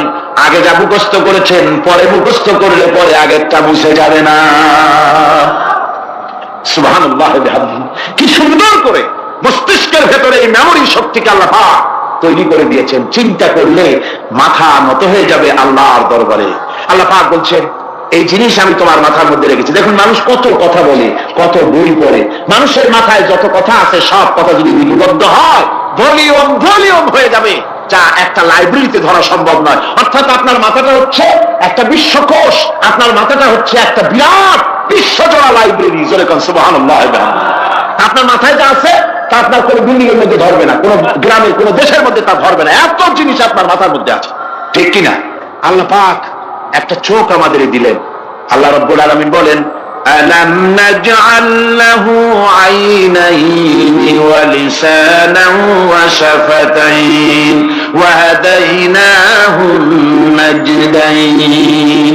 আমি কি তোমাদেরকে দুটি চক্ষু আর জিহ্বা, আর তোমাদেরকে আমি কি তোমাদের দুটি চক্ষু, দুটি ঠোঁট আর জিহ্বা কি আমি তোমাদের দেই নাই, যা দিয়ে তোমরা দেখতে পাও, যা দিয়ে তোমরা অনুভূতি, মাথার ভিতরে অনুভূতি জাগে। এই যে দুটো চোখ দিলাম, সুবহানাল্লাহ, সুবহানাল্লাহ বলে, দুটি চোখ আছে বলে এই সুন্দর পৃথিবী দেখতে পাই। চোখ দুটি না থাকলে পৃথিবী অন্ধকার, মা দেখতে পাবো না, কোরআন দেখতে পাবো না, পৃথিবী দেখতে পাবো না, বাপ দেখতে পাবো না, সন্তান দেখতে পাবো না, দুনিয়াটা মিথ্যা হয়ে যাবে, ঠিক কিনা? ছোট্ট চোখ, 1 থেকে 1.5 ইঞ্চির ভিতরে এত সুন্দর দুটি ক্যামেরা, যে ক্যামেরা দিয়া দুনিয়ার সব কিছুকে ক্যাচ করা যায়, সব ক্যাচ করা যায়। বলুন তো, এমন একটা বাক্স আপনারা কেউ বানায় দিতে পারবে যে বাক্সের ভিতরে হাতি, ঘোড়া, বাঘ, ভল্লুক, ময়না, টিয়া, পাহাড়, পর্বত, নদ, নদী, কীট, পতঙ্গ, তরুলতা, গাছপালা, গোষ্ঠী শুদ্ধা ধরবে, আরো খানিকটা জায়গা বাকি থাকবে, এরকম একটা বাক্স কেউ বানায় দিতে পারবে? এমন একটা বাক্স পৃথিবীর কোন মিস্ত্রি বানাতে পারবে না। কিন্তু আল্লাহ রাব্বুল আলামিন আপনার আমার কপালের নিচে 1 থেকে 1.5 ইঞ্চির ভিতরে এমন 2টা ফিল্ম বক্স তৈরি করে দিয়েছেন, যা দিয়ে তাকাবেন আপনি, কোটি কোটি মানুষ দেখবেন, পাহাড় দেখবেন, সমুদ্র দেখবেন, সূর্য দেখবেন, চন্দ্র দেখবেন। এত কিছু দেখার পরেও চোখের ভিতরে আরো খানিকটা জায়গা ফাঁকা থেকে যায়। কি বিরাট নিয়ামত এই চোখ আল্লাহ পাক আমাদেরকে দান করেছেন। এই চোখকে হেফাজতের জন্য আবার চোখের উপরে সানসেট তুলে দেওয়া আছে, সানসেট ভুরু, আল্লাহ ভুরু লাগাই দিয়েছেন। নিচে একটু হাড় জায়গায় দিয়েছেন, উপরে সানসেট, ভেতরে চোখ, যাতে করে বল এসে লাগলে পরে চোখটা গলে না যায়, আছাড় খেলে পরে চোখটা গলে না যায়, চোখটাকে সেফ সাইডে রেখে দিয়েছেন আল্লাহ পাক সুবহানাহু ওয়া তাআলা। আল্লাহ পাকের কাছে শুকরিয়া তো আদায় করলাম না, আদায় করি। আসুন পড়ি আমরা সবাই, আলহামদুলিল্লাহি রাব্বিল আলামিন। আল্লাহ পাক বলেন, আলাম নাজআল লাহু আইনাইনি ওয়া লিসানাও ওয়া শাফাতাইন, জিহ্বা দিলাম আমি তোমাকে, এই জিহ্বার ভিতরে 3000 আস্বাদন স্তর আছে। বিজ্ঞানীরা বলেছেন একটা জিহ্বার মধ্যে 3000 আস্বাদন স্তর আছে। প্রত্যেকটা স্তরের সাথে মস্তিষ্কের সাথে তার লাগানো আছে। জিহ্বায় সব জিনিসের টেস্ট নেবেন, আর তার অনুভূতি, তার স্বাদটা ওখানে টের পাবে মস্তিষ্কের ভেতরে। এই জিহ্বা আল্লাহ পাক দান করে দিলেন মুখের মধ্যে, সুবহানাল্লাহি ওয়া বিহামদিহি। সব রকমের স্বাদ পান না একরকম, জিলাপির স্বাদ একরকম, রসগোল্লার স্বাদ আর একরকম, ছানার স্বাদ আর একরকম, বেলের স্বাদ একরকম, তালের স্বাদ আর একরকম, মুরগির স্বাদ একরকম, খাসির স্বাদ আর একরকম, লোট্টা ফিশের স্বাদ একরকম, শুটকির স্বাদ আর একরকম, কোরাল মাছের স্বাদ আর একরকম, শাকের স্বাদ আর একরকম। হাজার হাজার খাদ্য দ্রব্যের স্বাদ এক জিহ্বা দিয়ে আল্লাহ রাব্বুল আলামিন নেওয়ার তৌফিক দিলেন। খালাকাল ইনসান, কি সুন্দর করে মানুষ বানালাম। দেখিস না, শুকরিয়া আদায় করিস না, এগুলি দেখবি আর শুকরিয়া আদায় করবি কি সুন্দর করে। হযরত আবু বকর সিদ্দিক রাদিয়াল্লাহু তাআলা আনহু 40,000 লোকের একটা বিশাল বাহিনী, সাহাবায়ে কেরামদের এক বিশাল বাহিনী পাঠিয়ে দিলেন মুসাইলামা কাযযাবের বিরুদ্ধে লড়াই করার জন্য। এর সিপাহসালার ছিলেন হযরত খালিদ বিন ওয়ালিদ। এই জিহাদে যাওয়ার সময় ওয়াহশী রাদিয়াল্লাহু তাআলা আনহু, যিনি হযরত হামজা রাদিয়াল্লাহু তাআলা আনহুর কাতিল ছিলেন, হুজুর সাল্লাল্লাহু আলাইহি ওয়াসাল্লাম ফতহ মক্কার দিনে সকলকে ক্ষমা করে দিয়েছিলেন, কিন্তু 5 জন নারী আর 6 জন পুরুষ সম্পর্কে বলেছিলেন এদেরকে যেখানে পাও সেখানে হত্যা করো। এর মধ্যে ওয়াহশী একজন। ওয়াহশী বুঝতে পেরেছি মুহাম্মদ সাল্লাল্লাহু আলাইহি ওয়াসাল্লাম আল্লাহর রহমত, করুণার নবী, দয়ার নবী, তার কাছে যদি আমি যেতে পারি তাহলে তিনি আমার সম্পর্কে, যদি তার সামনে যেতে পারি তাহলে তার কঠোর মনোভাব আমার প্রতি নরম হয়ে যাবে। এই মনে করে সাহাবায়ে কেরামদের চোখ এড়াইয়া তিনি হুজুরের সামনে গিয়ে হাজির হয়ে গেলেন। হুজুর তাকে দেখি বললেন, তোমার নাম না ওয়াহশী? তিনি বললেন, হ্যাঁ আমার নাম ওয়াহশী। হুজুর বললেন, তুমি আমার চাচাকে শহীদ করেছো? ওয়াহশী বললেন, জাহালাতের কারণে তা করেছি। হুজুর বললেন, কেমনে শহীদ করেছো আমার চাচাকে, আমার একটু শোনাও। ওয়াহশী বলতে লাগলেন, আমি বল্লম দিয়ে হযরতে হামজার শরীরকে এফোড় ওপড় করে দিয়েছি, তারপরে তার বুককে খঞ্জর দিয়ে ফেরে বুকের ভিতর থেকে কলিজাটা বের করে নিয়ে আমি হাতে দিয়ে দিয়েছি হেন্দাই কলিজা চিবিয়ে চিবিয়ে খেয়েছি। রাসূল পাক সাল্লাল্লাহু আলাইহি ওয়াসাল্লাম, হাদিস শরীফে এসেছে, ওয়াহশীর বর্ণনা যখন তিনি শুনতেছিলেন রাসূলের চোখ থেকে তখন পানি পড়ে দাড়ি মোবারক ভিজে ভিজে পড়তেছিল। ঘটনা শোনার পর রাসূলুল্লাহ বললেন, ওয়াহশী তুমি কি চাও? ওয়াহশী বললেন, আমি ইসলাম কবুল করতে চাই। হুজুর তাকে মুসলমান বানালেন। বললেন, তুমি মুসলমান হলে কিন্তু সব সময় তুমি আমার সামনে আসবে না, তার কারণ তোমাকে দেখলে পরে আমার মনের ভিতরে আমার চাচার কথা মনে উঠে যাবে। আমি আমার আব্বাকে পাই নাই, আব্বার স্নেহ যত্ন আমার কিসমতে তেমন হয় নাই। আমার চাচা হামজা আমাকে পিতার মতো করে আমাকে স্নেহ করেছে, তোমাকে দেখলে পরে তার কথা মনে পড়বে, সুতরাং তুমি সবসময় আমার সামনে আসবে না। ওয়াহশী সেদিন শপথ নিয়েছিলেন, রব্বুল আলামিন, আমি জাহালাতের কারণে যেই বল্লম দিয়ে ইসলামের একজন শ্রেষ্ঠ সন্তানকে আমি শহীদ করে ফেলেছিলাম, আমি বুঝতে পারি নাই, ওই বল্লমটা আমি হেফাজতে রেখে দিয়েছি। তুমি আমার এই দোয়া মঞ্জুর করো, আমি যেন এই বল্লম দিয়ে এই পৃথিবীর নিকৃষ্ট ইসলামের কোন দুশ্মনকে যেন আমি শেষ করে দিতে পারি। আল্লাহ পাক দোয়া তার মঞ্জুর করে নিলেন। মুসাইলামা কাযযাবের বিরুদ্ধে হযরত আবু বকর সিদ্দিক রাদিয়াল্লাহু তাআলা আনহু যে বাহিনী পাঠালেন, হযরত ওয়াহশী সেই বাহিনীর মধ্যে ছিলেন। আর তিনি সেই বল্লমটা দিয়ে, যে বল্লম দিয়ে তিনি হযরত হামজাকে শহীদ করেছিলেন, সেই বল্লমটা দিয়েই ইসলামের নিকৃষ্ট শত্রু মুসাইলামা কাযযাবকে দুনিয়া থেকে তিনি বিদায় করে দিলেন। আমার ভাইরা, রাসূল পাক সাল্লাল্লাহু আলাইহি সাল্লামের ইন্তেকালের পর এ পর্যন্ত নবুয়তের যারা দাবি করেছে, এক হিসাবে জানা গেছে 28 জন দাবি করা হয়ে গেছে। রাসূল বলেছেন আমার পরে 30 জন মিথ্যেবাদী নবুয়তের দাবি করবে। কতজন করবে? হয়ে গেছে, বাকি আছে কত? আর ভাইরা, রাসূল পাক সাল্লাল্লাহু আলাইহি সাল্লাম বলেছেন যে আমার পরে 30 জন লোক মিথ্যেবাদী, তারা নবুয়তের দাবি করবে। কতজন? 30 জন মিথ্যেবাদী, তারা নবুয়তের দাবি করবে। হুজুর বলেছেন আমার পরে নবী আসবে। কোরআনে কারীমের মধ্যে, কোরআনে কারীমের দলিলের পর, কোরআন এবং সুন্নাহর দলিলের পর সর্বশ্রেষ্ঠ গ্রহণযোগ্য দলিল হচ্ছে সাহাবায়ে কেরামদের ইজমা। এটা হলো 3 নম্বরের সবচেয়ে বড় দলিল। 1 নম্বরে মুসলমানদের দলিল হচ্ছে কোরআন, 1 নম্বরে দলিল কি? কোরআন। 2 নম্বরে কি? হাদিস। 3 নম্বরে সাহাবায়ে কেরামদের ইজমা। এটা হচ্ছে 3 নম্বরের দলিল। সমস্ত সাহাবায়ে কেরাম রিদওয়ানুল্লাহি তাআলা আলাইহিম আজমাইন তারা একমত যে রাসূল পাক সাল্লাল্লাহু আলাইহি ওয়াসাল্লামের উপরে যদি কেউ নবুয়তের দাবি করে তাহলে সে কাফের, আর তাকে হত্যা করা ওয়াজিব, তার বিরুদ্ধে লড়াই করা ওয়াজিব, জিহাদ করা ওয়াজিব।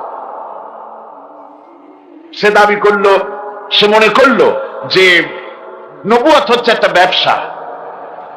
মুহাম্মদ সাল্লাল্লাহু আলাইহি ওয়াসাল্লামের কিছু ছিল না, নবুয়তের দাবি করলো, গনিমতের মাল আসলো, টাকা পয়সা আসলো, তারপর রাজত্ব হয়ে গেল।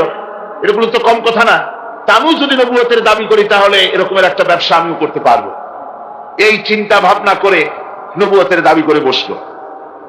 নবুয়তের দাবি করে সে প্রচার করে বেড়াতে লাগলো আমি নবী। তারপর তার উম্মতেরা বলল যে আচ্ছা আপনি তো নবী বুঝলাম, তা মুহাম্মদ সাল্লাল্লাহু আলাইহি ওয়াসাল্লামের উপরে ওহী নাজিল হয়, আপনি তো কোনো নতুন ওহী আমাদের দিতে পারলেন না, কোন সূরাও এ পর্যন্ত আসলো না। মুসাইলামা কাযযাব বলল দেখো কেবল না নবী হলাম, একটু সময় দাও ওহী আসা। কিছুদিন পর বলল যে সূরা একটা এসে গেছে। বলে কি? সে সূরা কাউসারের একটা প্যারোডি তৈরি করলো।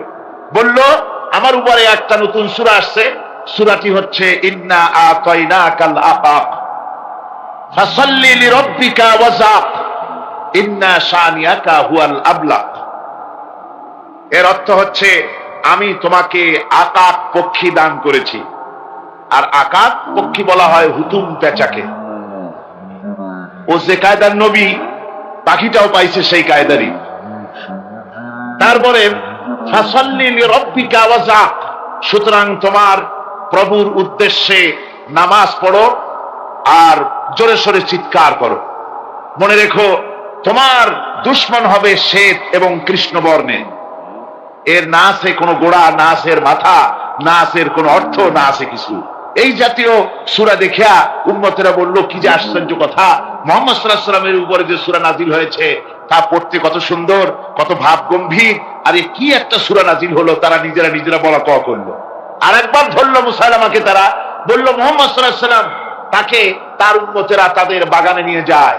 নিলে পরে যে বাগান থেকে তিনি যান, গাছে খোরমা না থাকলে খোরমা হয়ে যায়। কোন পানি শূন্য কুয়ার কাছ থেকে গেলে তার বরকতে কুয়ায় পানি চলে আসে। তো আপনি এরকমের কিছু আমাদের দেখান। বললো আমাকেও তোমরা এভাবে নিয়ে যাও। তখন তাকে নিয়ে যাওয়া হলো। দেখলো উম্মতেরা যে এমনই পোড়া কপালে এক নবী তাদের ভাগে পড়ছে, যে বাগান দিয়ে যায়, গাছে খোরমা থাকলে খোরমা পড়ে যায়, নষ্ট হয়ে যায়। আর কোন পানিওয়ালা কুয়ার কাছ থেকে হাঁটলে সে কুয়া থেকে পানিও শেষ হয়ে যায়। এরপরে তার সাহস বাড়লো। মুসাইলামা কাযযাব রাসূল পাক সাল্লাল্লাহু আলাইহি ওয়াসাল্লামের কাছে এক চিঠি লিখলো। সে চিঠির ভাষা ছিল মিন মুসাইলামাত রাসূলিল্লাহ ইলা মুহাম্মাদুর রাসূলুল্লাহ সালামুন আলাইকুম আম্মা বাদ ফাইন্নী আশরাকতু ফিল আমর ওয়া ইন্না লানা নিসফাল আরদ ওয়া লিকুরাইশিন নিসফাল আরদ ওয়ালাকিন্না কুরাইশান কওমান ইয়াতাদুন। সে চিঠি লিখলো যে মুসাইলামা আল্লাহ রাসূলের পক্ষ থেকে নাউজুবিল্লাহ মুহাম্মদ সাল্লাল্লাহু আলাইহি সাল্লামের কাছে এই চিঠি পাঠানো হচ্ছে। ফাইন্নী ক্বাদ আশরাকতু ফিল আমরি মাক, আমি হচ্ছি আপনার নবুয়তের একজন অংশীদার। এই হিসাবে পৃথিবীর অর্ধেক হচ্ছে আমার আর অর্ধেক হচ্ছে কুরাইশদের। কিন্তু কুরাইশরা বিষয়টা বুঝতে না পেরে আমার সাথে বাড়াবাড়ি করতেছে। হুজুর সাল্লাল্লাহু আলাইহি ওয়াসাল্লাম এই চিঠির জবাব দিলেন। হুজুর লিখলেন বিসমিল্লাহির রহমানির রহিম মিন মুহাম্মাদুর রাসূলুল্লাহ সাল্লাল্লাহু আলাইহি ওয়াসাল্লাম ইলা মুসাইলামাতিল কাযযাব আসসালামু আলা মান ইত্তাবাআল হুদা আম্মা বা'দ ফাইন্নাল আরদা লিল্লাহি ইউরিসুহা মিন ইবাদিহি ওয়াল আকিবাতু লিল মুত্তাকিন। রাসূল পাক সাল্লাল্লাহু আলাইহি ওয়াসাল্লাম লিখলেন, এই চিঠি যাচ্ছে মুহাম্মদ সাল্লাল্লাহু আলাইহি ওয়াসাল্লামের কাছ থেকে মুসাইলামায়ে কাযযাবের কাছে। শুনে রাখো, শান্তি বর্ষিত হোক তার প্রতি যিনি হেদায়েত প্রাপ্ত। এই পৃথিবীর উত্তরাধিকারী হচ্ছে কেবলমাত্র আল্লাহ পাকের সেই সব বান্দারা যারা নাকি আল্লাহর গোলাম, আল্লাহর একান্ত আল্লাহর আইন এবং কানুনকে মেনে যারা চলে, আর পরকাল হচ্ছে সেই সমস্ত লোকেদের জন্যই। মুসাইলামায়ে কাযযাবের মুয়াজ্জিন যারা, তারাও জানতো, তারাও জানতো যে লোকটা মিথ্যেবাদী। তো কিছু মাল পানি পাওয়া যায়, টাকা পয়সা পাওয়া যায়, সাথে থাকলে কিছু খাওয়াটাও যায়, এই জন্য তার সাথে থাকতো। রাসূলুল্লাহর মুয়াজ্জিন আযান দিতেন, আশহাদু আন্না মুহাম্মাদার রাসূলুল্লাহ, আমি সাক্ষ্য দিচ্ছি মুহাম্মদ সাল্লাল্লাহু আলাইহি ওয়াসাল্লাম আল্লাহর রাসূল। আর মুসাইলামার মুয়াজ্জিন যে ছিল, সে আযান দিত, আশহাদু আন্না মুসাইলামাতা ইয়াজামু আন্নাহু রাসূলুল্লাহ। ও বলতো, আযান দিত এই কথা বলে যে আমি সাক্ষ্য দিচ্ছি মুসাইলামা মনে করে যে সে আল্লাহর রাসূল। আমার ভাইরা, এরপরে মুসাইলামায়ে কাযযাবের বিরুদ্ধে, এই জন্য রাসূলের পরে যদি কেউ নবুয়তের দাবি করে, তাহলে তার কাছে নবুয়তের দাবির কোনো প্রমাণও চাওয়া যাইবে না। বিনা প্রমাণে রাসূলের পরে নবুয়তের দাবি যেই করবে সে কি হবে? জোরে বলেন, কি হবে? কাফের হয়ে যাবে। দুনিয়ার সমস্ত উলামা, সমস্ত মুহাদ্দিস, সমস্ত মুফাসসির, দুনিয়ার সমস্ত মুফতি সব একমত, কোন দ্বিমত নাই, গোলাম মোহাম্মদ কাদিয়ানী কাফের। তার অনুসারীরাও, তার জামানায় মাওলানা আতাউল্লাহ শাহ বুখারী রাহমাতুল্লাহ আলাইহি, তার সঙ্গে একটা বহস হলো। যেহেতু গোলাম মোহাম্মদ বলেছিল যে আমার এই 40 দিনের মধ্যে কেউ প্রতিবাদ করুক যেগুলি আমার ওহী নয়। হযরত মাওলানা আতাউল্লাহ শাহ বুখারী রাহমাতুল্লাহ আলাইহি সেই যুগের একজন শ্রেষ্ঠ আলিম, তিনি বললেন, আমি তোমার কাছে কোনো প্রমাণ চাই না তুমি নবী কিনা, আমি জানি তুমি মিথ্যাবাদী, তবে তোমাকে বলতে হবে তুমি এই শক্তি কোথায় পেলে। গোলাম মোহাম্মদ বলল, কোরআন শরীফেই আছে আমার এই শক্তির উৎস। কোথায়? বলল যে এই যে আয়াতটা আমি আপনাদের সামনে তেলাওয়াত করেছি, ঈসা আলাইহিস সালামের ওই কথাই গোলাম মোহাম্মদ বলল যে হযরত ঈসা আমার সম্পর্কে বলেছেন, ইয়াতি মিন বাদ ইসমুহু আহমদ, আমার পরে একজন নবী আসবেন, রাসূল আসবেন, তার নাম হবে আহমদ, আমি সেই আহমদ। মাওলানা আতাউল্লাহ বুখারী বলছেন, তোমার নাম তো আহমদ না, তোমার নাম হচ্ছে গোলাম আহমদ। তার অর্থ হলো হযরত ঈসা আলাইহিস সালাম যে আহমদের কথা বলেছেন, তুমি সেই আহমদের গোলাম। গোলাম আহমদ বললেন, দেখুন আমার নামের প্রথম শব্দ গোলাম, এটা হচ্ছে আমার লকব, আমি আমার নামের লকবটা ছেড়ে দিলাম, বাদ দিয়ে দিলাম, আর ব্যবহার করব না, তাহলে তো আমি আহমদ থাকি, আপনি তো আর আপত্তি করতে পারেন না। মাওলানা বুখারী বললেন, নামের প্রথম শব্দ বাদ দেওয়া যদি জায়েজ হয়, তাহলে তোমার ফতোয়া দিয়ে আমার নামের প্রথম শব্দ বাদ দিয়ে দিলাম। আমার নাম আতা আল্লাহ, নামের প্রথম শব্দ আতা বাদ দিয়ে দিলাম। তো আতা যদি বাদ দেই তাহলে আল্লাহ হই, আর আল্লাহ হয়ে বলছি তোমার মতো গাধাকে নবুয়ত আমি দেই নাই। এরপর এই পৃথিবীর নিকৃষ্ট পাপী এই কাফেরের মৌত হলো কোথায়? জোরে বলেন, এই কাফেরের মৌত হলো কোথায়? পায়খানার ভেতরে মৌত হয়েছে। আমার বন্ধুগণ, সুতরাং বাংলাদেশে যত কাদিয়ানি আছে, সমস্ত কাদিয়ানিরা কাফের। সমস্ত কাদিয়ানিরা কি? আরো জোরে বলুন, তারা কি? কাদিয়ানিরা মুসলমানদের গোরস্থানে, তাদের মানুষ মারা গেলে মুসলমানদের গোরস্থানে তা দাফন করে না, মুসলমানদের জানাজায় তারা কোনোদিন আসে না, মুসলমানদের কোন মসজিদে তারা নামাজ পড়তে যায় না, তারা আলাদাভাবে মসজিদ তৈরি করে মসজিদের নামে। গোলাম মোহাম্মদ কাদিয়ানীর অনুসারীরা যে মসজিদ করে, ওগুলি মসজিদ নয়, এগুলি মসজিদে জেরার। এগুলি কি? মসজিদে জেরার। এগুলি কখনোই মসজিদের সম্মান পেতে পারে না।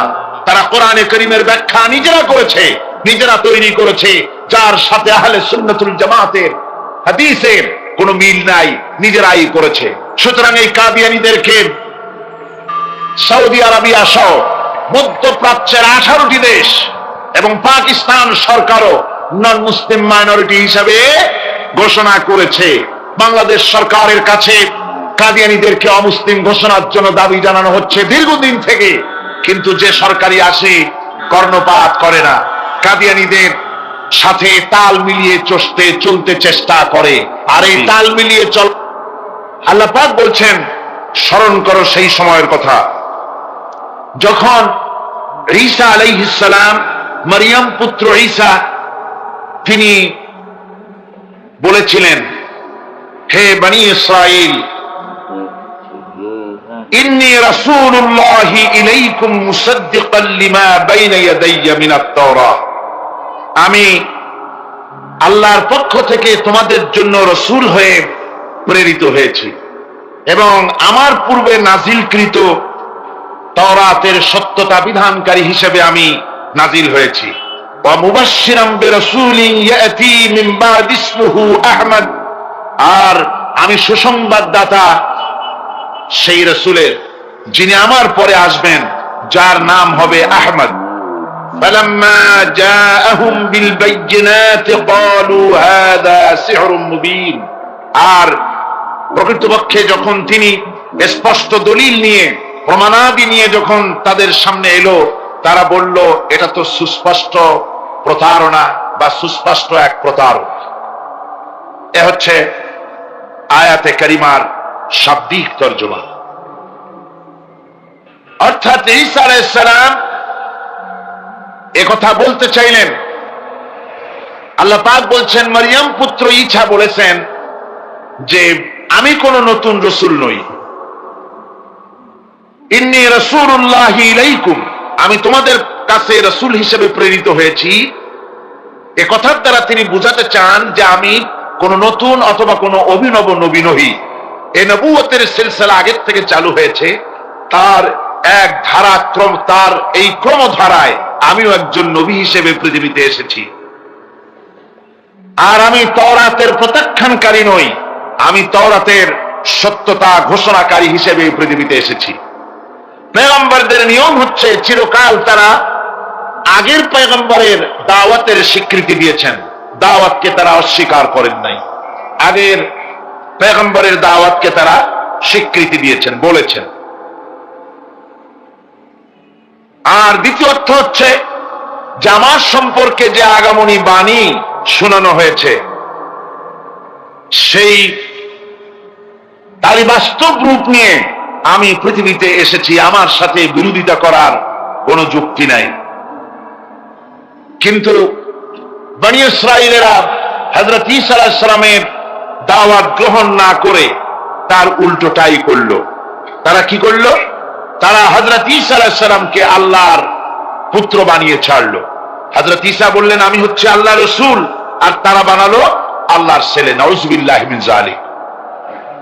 কোরআনে কারীমে রব্বুল আলামিন বলেন, নাসারারা বলছেন, ওয়াকালাতিন নাসারাল মাসীহ ইবনুল্লাহ, মসীহ হচ্ছে আল্লাহর পুত্র। সবাই বলুন নাউযুবিল্লাহ। ওরা একদিকে ঈসা আলাইহিস সালামকে আল্লাহর পুত্র বানালো, আবার অন্যদিকে তারা মসীহকে শুধু আল্লাহর পুত্র নয়, তারা আবার তাদের একটি দল হযরত ঈসা আলাইহিস সালামকে সরাসরি তাকে আল্লাহই বানিয়ে ফেললো। কোরআনে কারীমে রব্বুল আলামিন বলছেন, লাকাদ কাফারাল্লাযীনা ক্বালু ইন্নাল্লাহা হুয়াল মাসীহ ইবনু মারইয়াম ওয়া ক্বালাল মাসীহ ইয়া বনী ইসরাঈল উ'বুদুল্লাহা রাব্বী ওয়া রাব্বুকুম। হযরত ঈসা আলাইহিস সালাম তিনি ঘোষণা করেছেন, মারিয়াম পুত্র হযরত ঈসা বলেছেন যে আল্লাহ পাক বলছেন যে কাফেররা এই তারাই কুফরি করেছে যারা ঈসা আলাইহিস সালামকে বলেছে আল্লাহ, অথচ ঈসা আলাইহিস সালাম বলেছেন উ'বুদুল্লাহ রাব্বী ওয়া রাব্বিকুম। হযরত ঈসা বলেছেন যে সেই আল্লাহর গোলামি করো, সেই আল্লাহর দাসত্ব করো যিনি তোমাদের রব এবং আমাদেরও রব, যিনি আমারও আল্লাহ এবং তোমাদেরও আল্লাহ, সেই আল্লাহ পাকের গোলামি জীবনের সকল ক্ষেত্রে করো, এ কথা বলে দিয়েছেন হযরতে ঈসা আলাইহিস সালাম। এরপরে হযরত ঈসা এরপরে ঘোষণা করেছেন ওয়া মুবাশশিরাম বিরাসূলিন ইয়াতি মিন বাদ ইসমুহু আহমদ, এবং আমি সুসংবাদ দাতা সেই রাসূলের যিনি আমার পরে আসবেন, আর তার নাম হবে আহমদ। এই আয়াতটি কোরআনে কারীমের এটি একটি গুরুত্বপূর্ণ আয়াত, এবং এই আয়াত দিয়ে ইসলাম বিরোধীরা নানান ধরনের সন্দেহের সৃষ্টি করেছে এবং বিতর্কের সৃষ্টি করেছে পৃথিবীতে। এই আয়াতে কারিমে, কোরআনে কারীমের এই আয়াতে রাসূল পাক সাল্লাল্লাহু আলাইহি ওয়াসাল্লামকে আহমদ বলা হয় থাকবে। আবার একটা নারী চিরকাল একটা স্বামী নিয়ে পড়ে থাকবে, নতুন কোন বৈচিত্র্যের স্বাদ তাদের কপালে জুটবে না। এটা কেমন কথা? এটা হতে পারে না। সে বলে যে নারী পুরুষের অভাব মেলামেশা থাকাই উচিত, এটাই প্রগতি। এই হলো আহমক শরীফ। সে বোকা এই কারণে দুনিয়ার সব চিনেছে অথচ মালিককে চেনে নাই। কিন্তু আমাদের দেশের গরুতেও মালিক চেনে। গরুতে মালিক চেনে কিনা কন? আপনারা যাই দেখেন, রাত্রিবেলায় ডাকাডাকি করলে আপনার গরু যদি বিলে থাকে তাহলে গরু ছুটে আপনার কাছে আসবে, আসবে কিনা কন? গরু তো কিছু তো তার ভদ্রতা সম্মান আছে। আমাদের গৃহপালিত পশু কুত্তা, কুকুর, কুকুরেও মালিক চেনে, চেনে কিনা কন?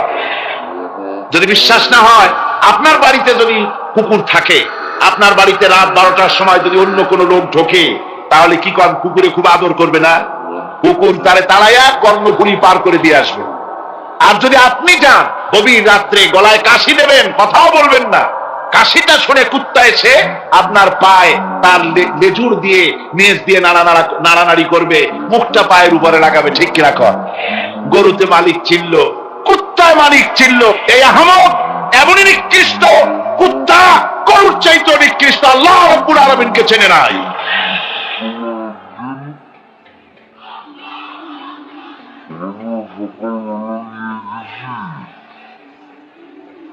আমার ভাইয়েরা, তাকে ফাঁসি দেওয়ার দাবি তো দূরের কথা, ফাঁসির দাবি মানা তো হলোই না, এমনকি গভর্নমেন্ট তাকে গ্রেফতারও করলো না। জিহাদের ময়দানে সাহাবায়ে কেরামদেরকে প্রস্তুত করছেন জিহাদের জন্য।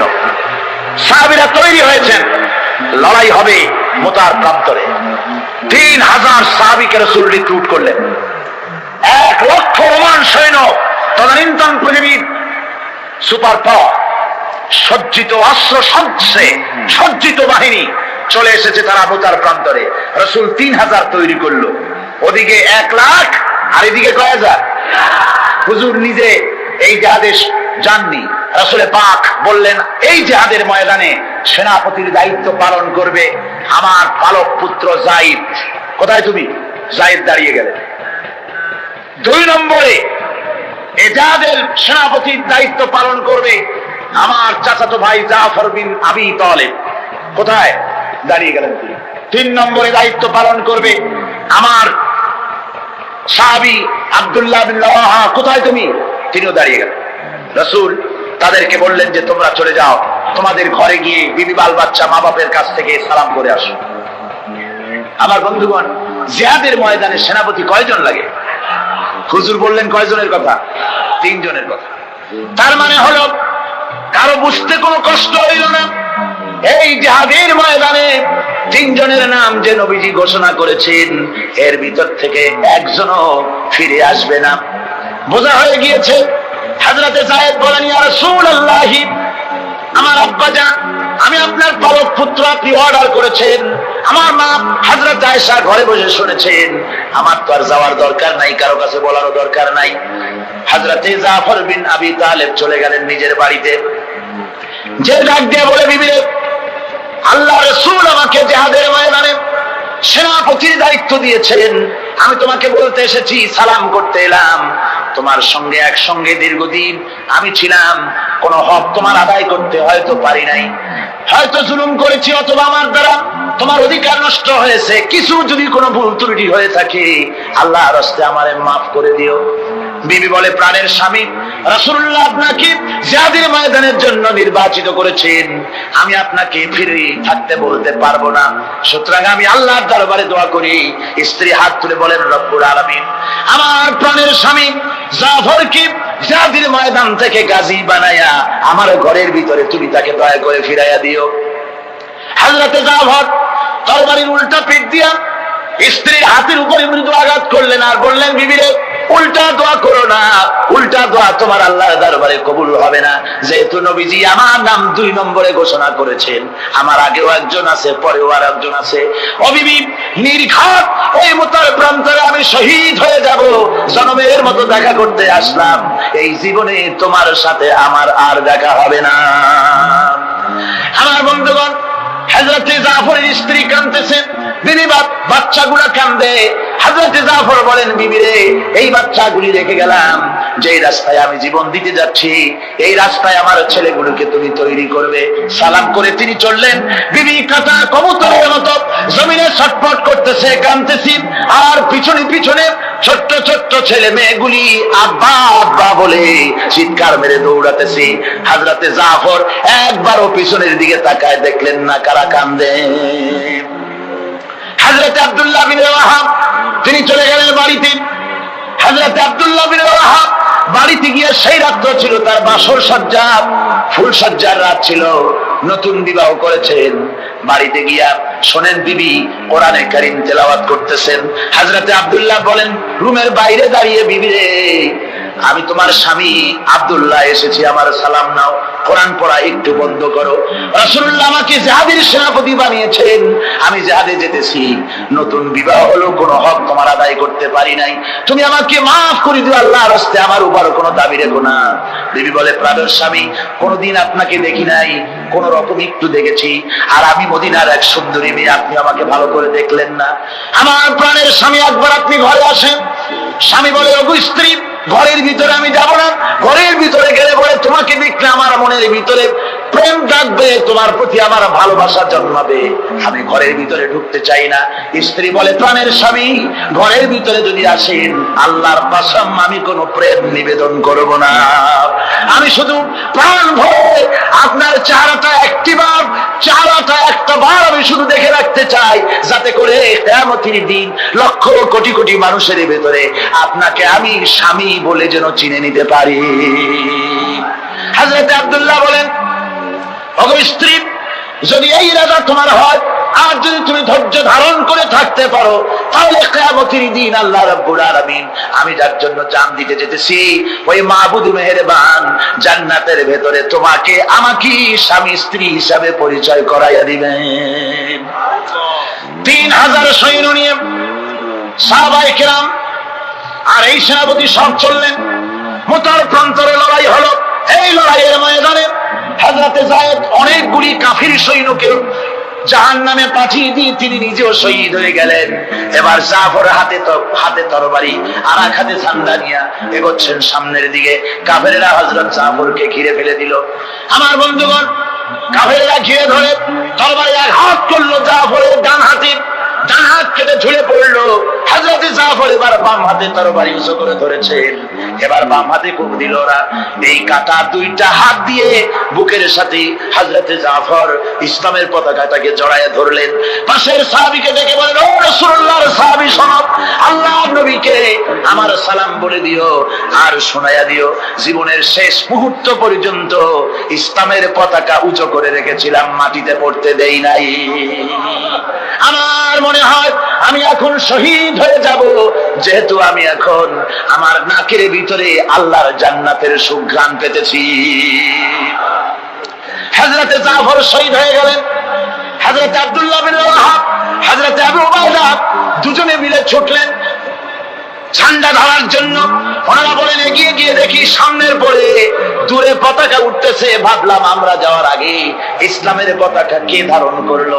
কাছে গিয়ে দেখি হযরতে জাফরের ডান হাত কাটা, বাম হাত কাটা, 2টা পা কাটা, দেহটা একদিকে পড়ে আছে, আর শুধু মাথাটা এক পাশে পড়ে থেকে ইসলামের পতাকা কামড়ায় ধরে উঁচু করে রেখে দিয়েছে। আমার বন্ধুগণ, হযরতে আবু উবাইদা বলেন, আমি হযরতে সাদের, হযরতে জাফরের হাত পা মাথা মস্তক একত্রিত করে তার পা থেকে শুরু করে মাথা পর্যন্ত চুমা খাইলাম, তাকে জানাজা করে দাফন করে রাখলাম কবরের ভিতরে। রাতের বেলায় স্বপ্নে দেখি হযরতে জাফর আল্লাহর জান্নাতের ভিতরে ফেরেশতাদের সঙ্গে উড়ে বেড়াতেছে। আমি জিজ্ঞেস করলাম, ও জাফর, আল্লাহ তোমার সাথে কি ব্যবহার করেছেন? হযরত জাফর বলেছেন, ও আবু উবাইদা, আল্লাহ রাব্বুল আলামিন আমাকে বলেছেন, জাফর রে, আমি তোমার শাহাদাতে খুশি হয়েছি, তোমার কাছে তুমি আমার কাছে আর কি চাও? হযরত জাফর বলেন, আয় আল্লাহ পাক, কিচ্ছু চাই না, শুধু একটা দাবি, দুনিয়ায় তুমি মেহেরবানি করে আমাকে পাঠায়া দাও আর একবার যদি যেতে পারি, তাহলে তোমার দুনিয়ার বুকে তোমার দিন কায়েমের জন্য কাফেরদের বিরুদ্ধে লড়াই করে আমার জীবনটা আর একবার দিয়ে আসি। আমার বন্ধুগণের জন্য আল্লাহ রাসূল বলেছেন, হাদিস শরীফে এসেছে, আমার ইচ্ছে হয় জিহাদ করি, শহীদ হই, আবার যদি জিন্দা হই, আবার জিহাদ করি, শহীদ হই, আবার যদি জিন্দা হতে পারি, তাহলে আবার জিহাদ করি, আবার শহীদ হই। শাহাদাতের মর্যাদা সম্পন্ন মউত আর পৃথিবীতে হতে পারে না। আমার ভাইরা, ইসলামের জন্য জান দেওয়ার জন্য, মাল দেওয়ার জন্য সাহাবায়ে কেরাম এভাবে প্রস্তুত ছিলেন। নিজেদের জীবন তারা আল্লাহর সামনে নজরানা পেশ করেছেন, শহীদ হয়েছেন, আল্লাহ দ্বীন কায়েমের জন্য তারা প্রচেষ্টা করেছেন। আল্লাহর পথে যারা জিহাদ করার সিদ্ধান্ত নেন, মহান আল্লাহ স্বয়ং তাদের সাহায্য করেন। যুগে যুগে আমরা এর প্রমাণ পেয়েছি, আর তাই মুসলমানরা কাফেরদের উপর বরাবর বিজয়ী হয়েছে। এই ইসলামকে প্রতিষ্ঠিত করার জন্য প্রয়োজন রয়েছে জিহাদের। কিসের প্রয়োজন? কিসের? জিহাদের প্রয়োজন। সেই জিহাদ করতে কি আপনারা তৈরি আছেন? জিহাদের জন্য তৈরি আছেন? সেই জিহাদ কিন্তু সেই জিহাদ মানে কি? সেই জিহাদের আবার অপব্যাখ্যা করা হয়েছে। জিহাদের অপব্যাখ্যা করা হয়েছে এইভাবে যে, অলেকিন কলমদের কাফে দুশমনাস, দুশমনের হাতে কলম ছিল, ওরা যেমন খুশি আমাদের ইতিহাসকে চিত্রিত করেছে। ওরা বলেছে ইসলামের ইতিহাস থেকে তরবারি আর রক্তের গন্ধ আসে, কিন্তু আসলে জিহাদের অর্থ তো তরবারির যুদ্ধ নয়। জিহাদের অর্থ হচ্ছে যে কোনো উদ্দেশ্যকে সফলতায় পর্যবসিত করার জন্য যে প্রাণান্তকর প্রচেষ্টা করা হয়, ওই প্রচেষ্টার আরবি নাম হচ্ছে জিহাদ। আর যুদ্ধ তার আরবি হচ্ছে হার্ব। যুদ্ধের আরবি কি? হার্ব, ওয়ার। ইংরেজিতে ওয়ার, আরবিতে হার্ব। আর জিহাদ যেটাকে বলা হয়েছে, ওটা হচ্ছে যে কোনো উদ্দেশ্যকে সফলতায় পৌঁছাবার জন্য যে চেষ্টা, ওই চেষ্টার নাম জিহাদ। তবে এই চেষ্টা করতে গিয়ে যখন বাধা আসে সশস্ত্র, ওই সশস্ত্র বাধার মোকাবেলা সশস্ত্রভাবে করা যেটা, ওইটা হচ্ছে জিহাদের চূড়ান্ত রূপ। কথা বুঝে আসছে? ইসলাম প্রথমে কাউকে আক্রমণ করে না। ইসলাম প্রথমে কাউকে আক্রমণ করে না, আক্রান্ত হলে পরে তারপরে এর জবাব দেয়। ঠিক কিনা? দেখেন না, হযরত আলী রাদিয়াল্লাহু তাআলা আনহু ওই যে খায়বারের যুদ্ধে, সেইখানে কেউ খায়বারের এই দুর্গ মুসলমানদের হাতে আসে না। প্রতিদিন যুদ্ধ হচ্ছে, অথচ যুদ্ধে কোনো ফলাফল দেখা যাচ্ছে না। ফজরের এশার নামাজের পর হুজুর বলছেন, ও সাহাবীরা, আগামীকাল আমি এমন এক ব্যক্তির হাতে ইসলামের ঝান্ডা তুলে দেব, যাকে আল্লাহ এবং আল্লাহ রাসূল বেশি ভালোবাসেন, এবং তিনিও আল্লাহ এবং আল্লাহ রাসূলকে বেশি ভালোবাসেন, আর তার হাতেই বিজয় হবে। হযরত ওমর রাদিয়াল্লাহু তাআলা আনহু বলেন, আমার এরকম পেরেশানির রাত জীবনে আর কখনো গেছে কিনা জানি না। আমি সারা রাত পেরেশান ছিলাম যে ওই ব্যক্তিকে আমি হতে পারবো। ফজরের নামাজের পর আল্লাহর নবী বলছেন, সাহাবীরা, আমার আলী কোথায়? তাকে দেখছি না কেন? সবাই বলছেন, হুজুর, হযরত আলীর চোখ উঠেছে, তাই নামাজের জামাতে শরীক হতে পারেন। হুজুর বললেন, তাকে নিয়ে আসুন। দুজন সাহাবীর কাঁধের উপর ভর করে হযরত আলী এলেন। হুজুর সাল্লাল্লাহু আলাইহি ওয়াসাল্লাম তার মুখের থুতু মোবারক নিয়ে হযরত আলীর চোখে লাগিয়ে দিলেন। সাথে সাথে আগের থেকেও ভালো দৃষ্টিশক্তি সম্পন্ন হয়ে গেলেন। সুবহানাল্লাহ ওয়া বিহামদিহি। তো এখানে রাসূল পাক সাল্লাল্লাহু আলাইহি ওয়াসাল্লাম তিনি হযরত আলীর হাতে তরবারি উঠায় দিলেন। জুলফিকার বললেন, আলী, তুমি যাও, আজকের ময়দানে সেনাপতির দায়িত্ব পালন করো। হযরত আলী তরবারি হাতে নিলেন। ইসলাম আক্রমণকারী যে না, সে কথা বলতে আমি এই কথা নিয়ে আসছি। হযরত আলী গেলেন, যায়া মুরাহহাবের সামনে পড়েছেন। মুরাহহাব হলো, হাদিসে এসেছে, মুরাহহাব হচ্ছে কাফেরদের নেতৃত্ব দিচ্ছে। মুরাহহাব বলছে, আলী, তোমাকে আমি কিন্তু ভালোবাসি, তুমি আসলে কেন? তোমার প্রতি আমার একটা সফট কর্নার আছে আমার অন্তঃকরণে। তুমি তোমার ছেলে মেয়েকে কি এতিম বানাতে চাও? তোমার বউকে কি বিধবা করতে চাও? আমি তো সেই বীর যে আমার সামনে এসে কেউ কল্লা সাথে নিয়ে যেতে পারে নাই। সুতরাং তুমি যদি ওদেরকে এতিম আর বিধবা করতে না চাও, আমার সামনে থেকে সরে যাও। হযরত আলী বলেন, মুরাহাব, তুমি কাকে ভয় দেখাতেছ? তোমার তরবারি এই সমাজের কিছু কাফেররা ভয় করতে পারে, তুমি কি আমারে চেনো নাকি? তুমি কারে ভয় দেখাও? তামাম পৃথিবীর সমস্ত কাফেরদের উপরে আল্লাহ রাব্বুল আলামিন আমাকে বাঘ বানায় পাঠিয়েছেন। তরবারি দিয়ে প্রমাণ হবে। মুনাফিক বলে, তুমি আক্রমণ তো করবো না আমি, আগে তুমি করো, আমি প্রতিহত করব। আক্রান্ত হলে পরে তারপরে জবাব দেব। এরপরে মুনাফিক আঘাত হানতে লাগলো। হযরত আলী সমস্ত রণকৌশল দিয়ে আঘাতগুলি তিনি ফিরিয়ে দিতে লাগলেন। এরপরে হযরত আলী বলছেন, মুনাফিক এবার তৈরি হও আমার আঘাত সহ্য করার জন্য। হযরত আলী জুলফিকার তুলে আঘাত করলেন। এক আঘাতেই দেখা গেল মুরাহাবের মাথা থেকে শুরু করে শরীর টুকরা হয়ে গিয়া হযরত আলীর তরবারির মুঠা পর্যন্ত মাটির ভিতরে গেড়ে গিয়েছে। খায়বারের দুর্গ দখল হয়ে গেল। পরের দিন আল্লাহর নবী বলেন, আলী, শুনতে পেলাম তোমার ঢাল ভেঙে গিয়েছিল, তারপরে তুমি যুদ্ধ করলে কি দিয়ে? হযরত আলী বলেন, হুজুর, আমুজ দুর্গের ওই কবাটটা, লোহার কবাটটা বাম হাতে নিয়া আর ডান হাতে তরবারি নিয়ে লড়াই করেছি। হুজুর বলেন, কি করে মানুষ কেমনে এত বড় দুর্গের লোহার কপাট হাতে নিয়ে যুদ্ধ করে? একটু দেখাও তো দেখি। হযরত আলী গতকালকের মতো বাম হাত দিয়া ধরেছেন, নাড়াতে পারেন না। এবার ডান হাত দিয়া ধরেছেন, নাড়াতে পারেন না। ডান আর বাম দুই হাত দিয়া সমস্ত শক্তি দিয়ে এমন জোরে টান ধরেছেন, প্রতিটি লোমকূপের গোড়া থেকে ঘাম বেরিয়ে এসেছে, এক চুলো নড়াতে পারেন নাই। হযরত আলীর মুখখানা মলিন হয়ে গেছে লজ্জায়। হযরত আলী রাদিয়াল্লাহু তাআলা আনহু লজ্জা পেয়ে গেছেন। রাসূল পাক সাল্লাল্লাহু আলাইহি ওয়াসাল্লাম বলেন, আলী, লজ্জা পাওয়ার কোনো কারণ নাই, চিন্তা করার কোনো কারণ নাই। তোমার নিজস্ব শক্তি দিয়ে তুমি লড়াই করতে পারো নাই। এত বড় লোহার দরজা নিয়ে, কবাট নিয়ে মানুষ সেভাবে লড়াই করতে পারে না। আল্লাহ তার দ্বীনকে বিজয়ী করার জন্য তোমার ভিতরে আল্লাহ রাব্বুল আলামিন ক্ষমতা দিয়েছিলেন। জোরে বলেন সুবহানাল্লাহ। আল্লাহ রাব্বুল আলামিন এই জিহাদের ময়দানে যখন মানুষ আসে, আল্লাহ তাদের উপরে মদদ দান করেন। আমার বন্ধুগণ, আল্লাহর দ্বীনকে জমিনের উপরে প্রতিষ্ঠিত করার জন্য যদি আমরা আজও যদি ঐক্যবদ্ধ হই দ্বীন কায়েমের জন্য, তাহলে আল্লাহ রাব্বুল আলামিন আমাদেরকে মদদ করবেন। আল্লাহ পাক কোরআনে কারীমের মধ্যে বলেছেন, ওয়া কানা হাক্কান আলাইনা নাসরুল মুমিনিন। মুমিনদেরকে সাহায্য করা আমি আল্লাহর জন্য ওয়াজিব হয়ে যায়। জোরে বলেন সুবহানাল্লাহ। মুমিনদের জন্য সাহায্য করা আল্লাহর জন্য কি হয়ে যায়? ওয়াজিব হয়ে যায়। ভাইরা, একটু বৃষ্টি সহ্য করেন না? খুব বেশি বৃষ্টি? আচ্ছা, এটা রহমত। এটা কি রহমত? আমার ভাইরা, জিহাদের ভিতরে সাহাবায়ে কিরাম আল্লাহর জান্নাতে যাওয়ার জন্য তারা জিহাদ করেছেন। তারা দেশ দখলের জন্য জিহাদ করেন নাই, দ্বীন প্রতিষ্ঠার জন্য লড়াই করা ফরজ। দ্বীন প্রতিষ্ঠার জন্য লড়াই করা কি? যেরকম কি? আর এই ফরজ দায়িত্ব পালন করতে গিয়ে যদি কেউ মারা যায়, তাহলে কোথায় যাবে? ওই শাহাদাতের মত হচ্ছে একটা সেতু বা একটা ব্রিজ, একটা সাঁকো। এপারে দুনিয়া, ওপারে আল্লাহর জান্নাতুল ফেরদাউস। জোরে বলেন সুবহানাল্লাহ।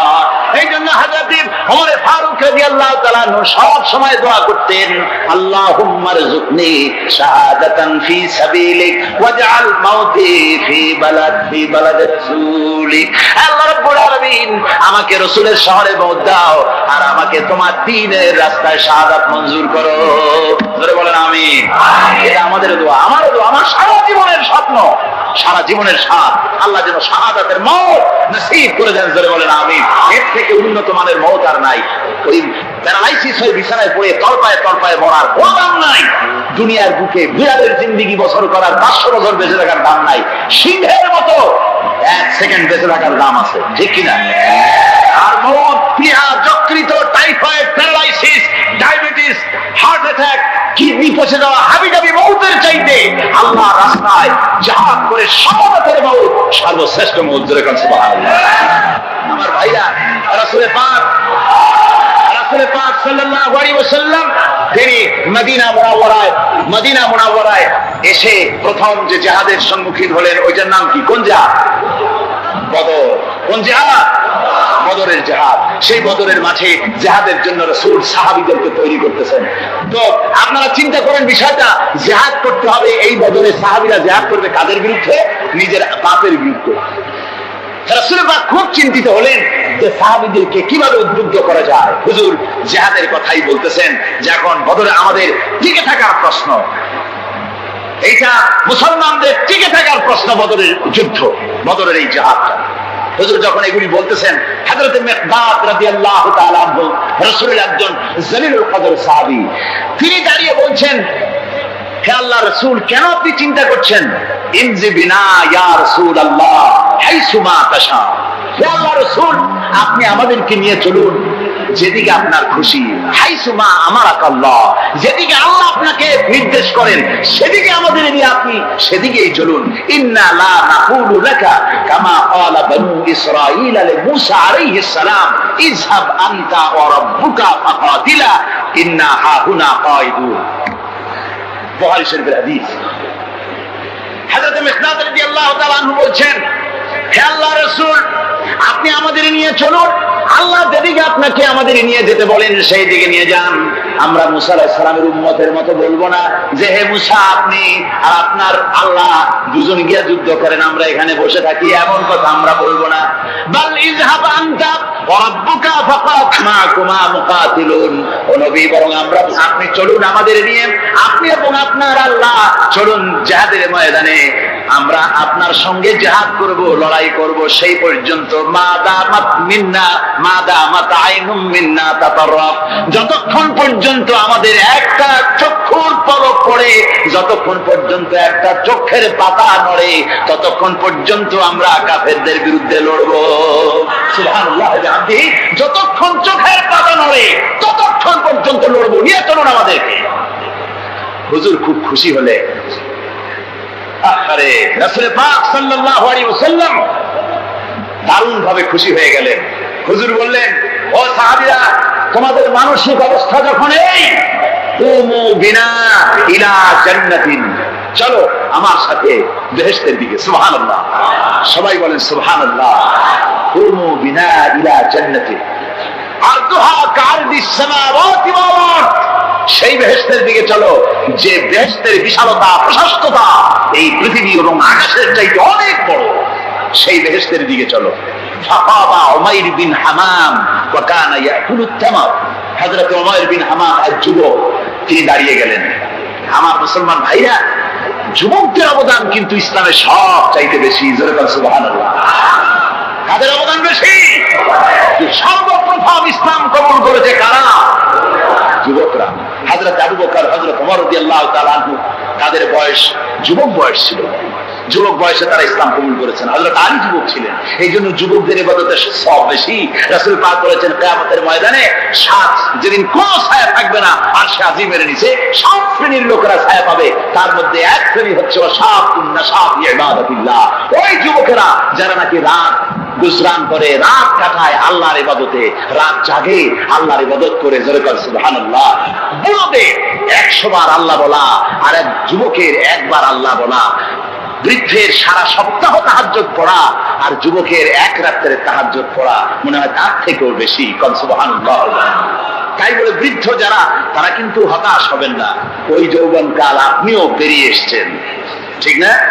সুতরাং যুবকদের অবদান বেশি। হযরত উমাইর বিন হামাম রাদিয়াল্লাহু তাআলা আনহু, তিনি দাঁড়িয়ে গেলেন, তার হাতে ছিল ওয়া কানা ইয়াকুলুত তামার, তিনি খরমা খাচ্ছিলেন, হাতে ছিল কয়েকটা খরমা। তিনি খরমাগুলি হাতে নিয়ে দাঁড়িয়ে বলছেন ওয়াকালা বাকবাক, তিনি বলছেন বাকবাক শব্দ, এটা হচ্ছে লুগাল মুহাল্লিয়া, অর্থাৎ আঞ্চলিক শব্দ। এর অর্থ হচ্ছে মা আযামাহু ওয়া মা আহসানাহু। কি আশ্চর্য, কি সুন্দর, কি বিরাট, কি সুন্দর কথা আপনি বললেন হে রাসূল। জান্নাতুন আরদুহা কারদিস সামাওয়াতি ওয়াল আরদ, এমন দেশ তো পাওয়া যাবে জিহাদ করলে যে বেহেশতের বিশালতা প্রশস্ততা এই বিশাল আকাশের চাইতে, জমিনের চাইতে বেশি। ওয়াল্লাহি লাউ কুনতু হাইয়ান হাত্তা আকুলাহুন্না, আমি যদি, ওয়াল্লাহি আল্লাহর কসম, আমি যদি এই খরমাগুলো যদি খাইতে থাকি নাকি ইন্নাহা লাহায়াতুন তাবিলা, তাহলে তো এটা অনেক লম্বা হায়াত লাগবে, এই খোরমাগুলি খাইতে অনেক সময় লাগবে, বেহেশতে যাইতে দেরি হয়ে যাবে। সুতরাং এই খোরমা তো আর খাওয়া যাবে না, ফারামাবিহিন না, হাতের খোরমাগুলি সব ফেলে দিয়ে জিহাদের ময়দানে লাফায় পড়লেন। অনেকগুলি কাফেরকে জাহান্নামের খাতে উতরায় দিয়া হযরত ওমর নিজেও শাহাদাত বরণ করলেন। জিহাদের শেষে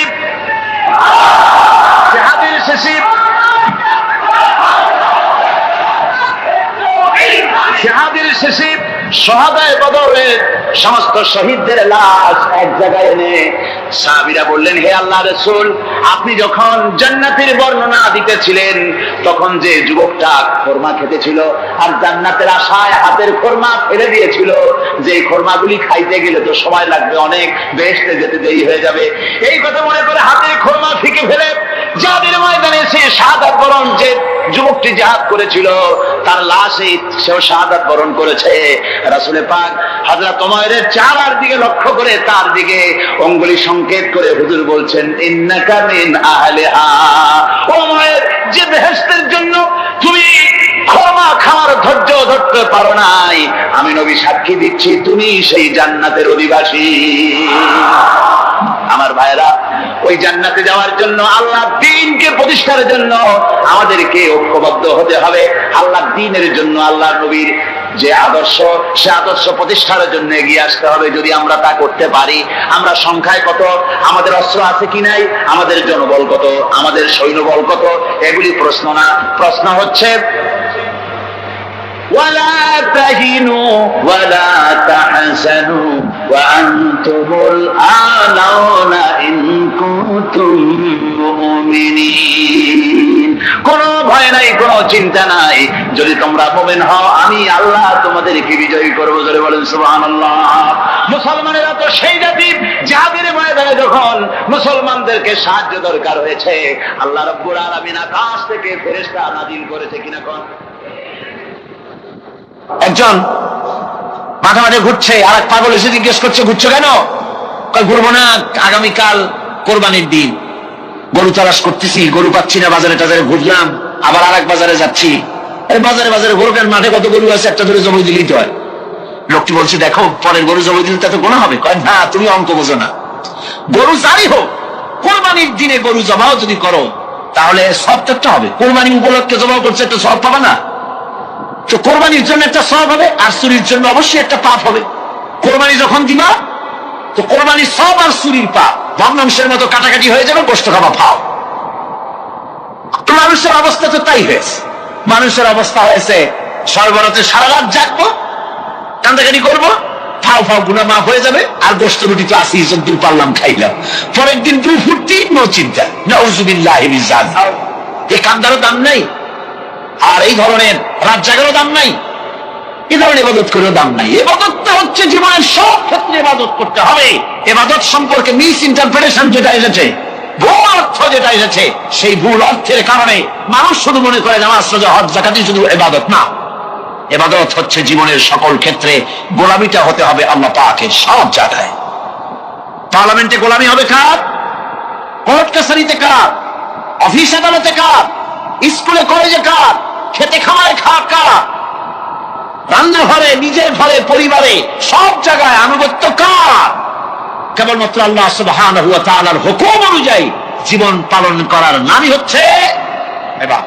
এই ইবাদত, নামাজ পড়ার নাম ইবাদত, নামাজ না পড়ার নামও ইবাদত, রোজা রাখার নামও ইবাদত, রোজা না রাখাও ইবাদত। এখন আপনারা বলতে পারেন, যেটা ঠিক কি আশ্চর্য কথা শুনাইলেন, নামাজ পড়া তো ইবাদত, নামাজ না পড়া আবার কোন দেশে ইবাদত? রোজা রাখা তো ইবাদত, রোজা না রাখা কোন দেশে ইবাদত? মূল কথা হচ্ছে 5 ওয়াক্ত নামাজ সময় মতো পড়বেন, তা তো আপনার ইবাদত হবে। কিন্তু সূর্য উদয়ের সময়, সূর্য ঠিক মাথার উপরে থাকার সময়, সূর্য ঠিক অস্তগামী হওয়ার সময় নামাজ পড়া জায়েজ নাই, সেজদা করা জায়েজ নাই, হারাম করা হয়েছে। সুতরাং এই 3 সময় নামাজ না পড়াটাই ইবাদত। সারা বছর রোজা রাখবেন, ইবাদত হবে, কিন্তু 2 ঈদের 5 দিন রোজা রাখা হারাম করা হয়েছে, ওই 5 দিন রোজা না রাখাটাই, তার অর্থ হলো জীবনের সমস্ত কাজটাই হলো ইবাদত হবে, যদি মুসলমান আল্লাহর হুকুম মাফিক তার জীবনকে পরিচালনা করে। আপনার চোখের চাহনিটাও তো ইবাদত হবে। সুবহানাল্লাহ। এই চোখ দিয়ে গুনাহ কামাই করা যাবে, আবার এই চোখ দিয়ে সব কামাই করা যাবে যদি কোনো সন্তান তার মা বাপের দিকে ভক্তির নজরে, মহব্বতের নজরে যদি তাকায়, নবীজি বলেছেন একটা কবুল নফল হজের সওয়াব আমলনামায় লেখা যাবে। সাহাবীরা প্রশ্ন করেছেন, যদি কেউ 100 বার তাকায় তো কি হবে? নবীজি বলেছেন, আল্লাহ রাব্বুল আলামিনের নিয়ামতের ভান্ডার, অফুরন্ত নিয়ামতের সেখানে কোনো অভাব নাই। যদি কোনো বান্দা যদি তার মা বাপের দিকে দৈনিক 100 বার তাকায় তো ওই বান্দার আমলনামায় 100 কবুল নফল হজের সওয়াব লেখা যাবে। তাহলে দেখা গেল চোখের চাহনি আপনার ইবাদত, আপনার ঘুম ইবাদত, আপনার চাকরি ইবাদত, আপনার ব্যবসা বাণিজ্য ইবাদত।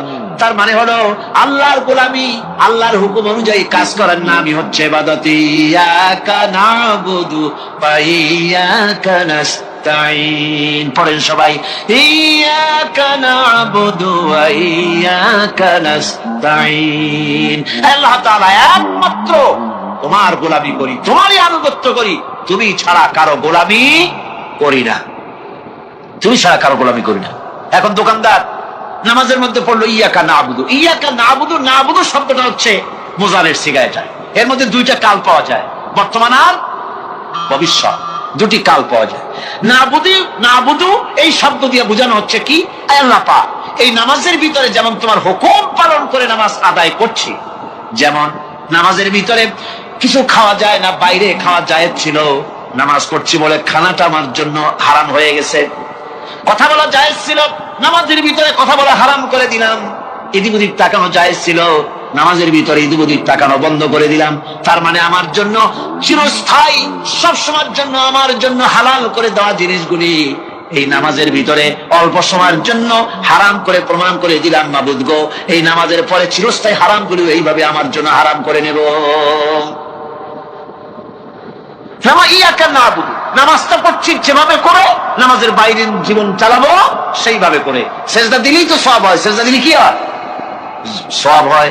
যদি কেউ 5-6টা সেজদা দিয়ে দেয় এক রাকাতের মধ্যে তো কি হবে? যদি কেউ নামাজ পড়লে তো সওয়াব হয়। ফজরের নামাজ যদি 4 রাকাত পড়ে তো কি হবে? মাগরিবের নামাজ যদি 2 রাকাত পড়ে অথবা 4 রাকাত পড়ে তো কি হবে? ইচ্ছে করে যদি এভাবে করে, ভুল করবে নয়, ইচ্ছে করে যদি করে, তাহলে আল্লাহর আইনের সঙ্গে বিরোধিতা করছে বলে সে বিদ্রোহী হিসাবে প্রমাণিত হবে। সুতরাং কথা হচ্ছে নামাজের ভিতরে আল্লাহ পাক ইয়াকা নাবুদু, এই নামাজের ভিতরে তোমার হুকুম মেনে যেভাবে নামাজ আদায় করি, নামাজের বাইরের জীবনটাও তোমার হুকুম মেনে পালন করব। এটাই হচ্ছে ইবাদতের মূল থিম, মূল আইডিয়া, মূল ফিলোসফি। নামাজ ইবাদত করতে হবে জীবনের সব ক্ষেত্রে। নামাজের ভিতরে বললাম ইয়াকা নাবুদু, দোকানদার, এ লোকটা কি দোকানদার, ঘি বিক্রি করবে, ঘি আনছে দোকান, তারপরে নামাজ পড়তে দাঁড়িয়েছে। দোকানের পেছনে ছোট্ট ঘর আছে, নামাজ পড়তে দাঁড়িয়েছে, শুরু করে দিল আল্লাহু আকবার, আলহামদুলিল্লাহি রাব্বিল আলামিন আর রহমানির রহিম মালিকি ইয়াউমিদ্দিন, ইয়াকা নাবুদু ওয়া ইয়াকা। তাড়াতাড়ি পড়তে হবে যেহেতু খরিদ্দার আসতেছে। খরিদ্দার 2-4 জন ভিড় জমা এসেছে, নামাজ ছেড়ে দিয়েছে। কর্মচারীকে ডাকছে, পেরেশন ভিতরে আসলো। আমি তো কেবল খাঁটি ঘি নিয়ে আসছি, ওর মধ্যে তো ভেজাল দিই নাই। তাড়াতাড়ি করে ওর মধ্যে যা দিয়ে ভেজাল দিতে হয় ভেজাল দিয়ে ঠিক মতো দিয়া তারপরে বিক্রি করবি। 100 টাকা কেজিস, 250 টাকা করে বিক্রি করবি। আল্লাহু আকবার, রহমানির রহিম মালিকি ইয়াউমিদ্দিন, ইয়াকা নাবুদু ওয়া ইয়াকা। এটা নামাজ হইল কর? এই নামাজের আল্লাহর কোন দরকার আছে? কোনো দরকার নাই।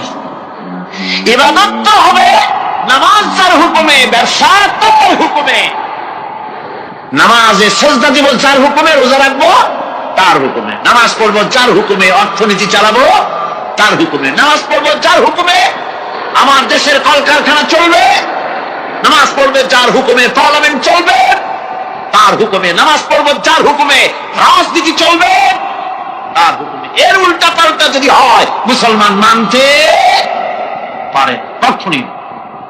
সুতরাং মুসলমানকে আনুগত্যের মস্তককে অবনত করে দিতে হবে আল্লাহ পাকের সামনে। আল্লাহর সঙ্গে আর বান্দার সঙ্গে হক আছে। বান্দার উপরে আল্লাহর হক এবং আল্লাহর উপরে বান্দার হক কি? এভাবে একটি হাদিস আপনাদেরকে শোনানো যায়।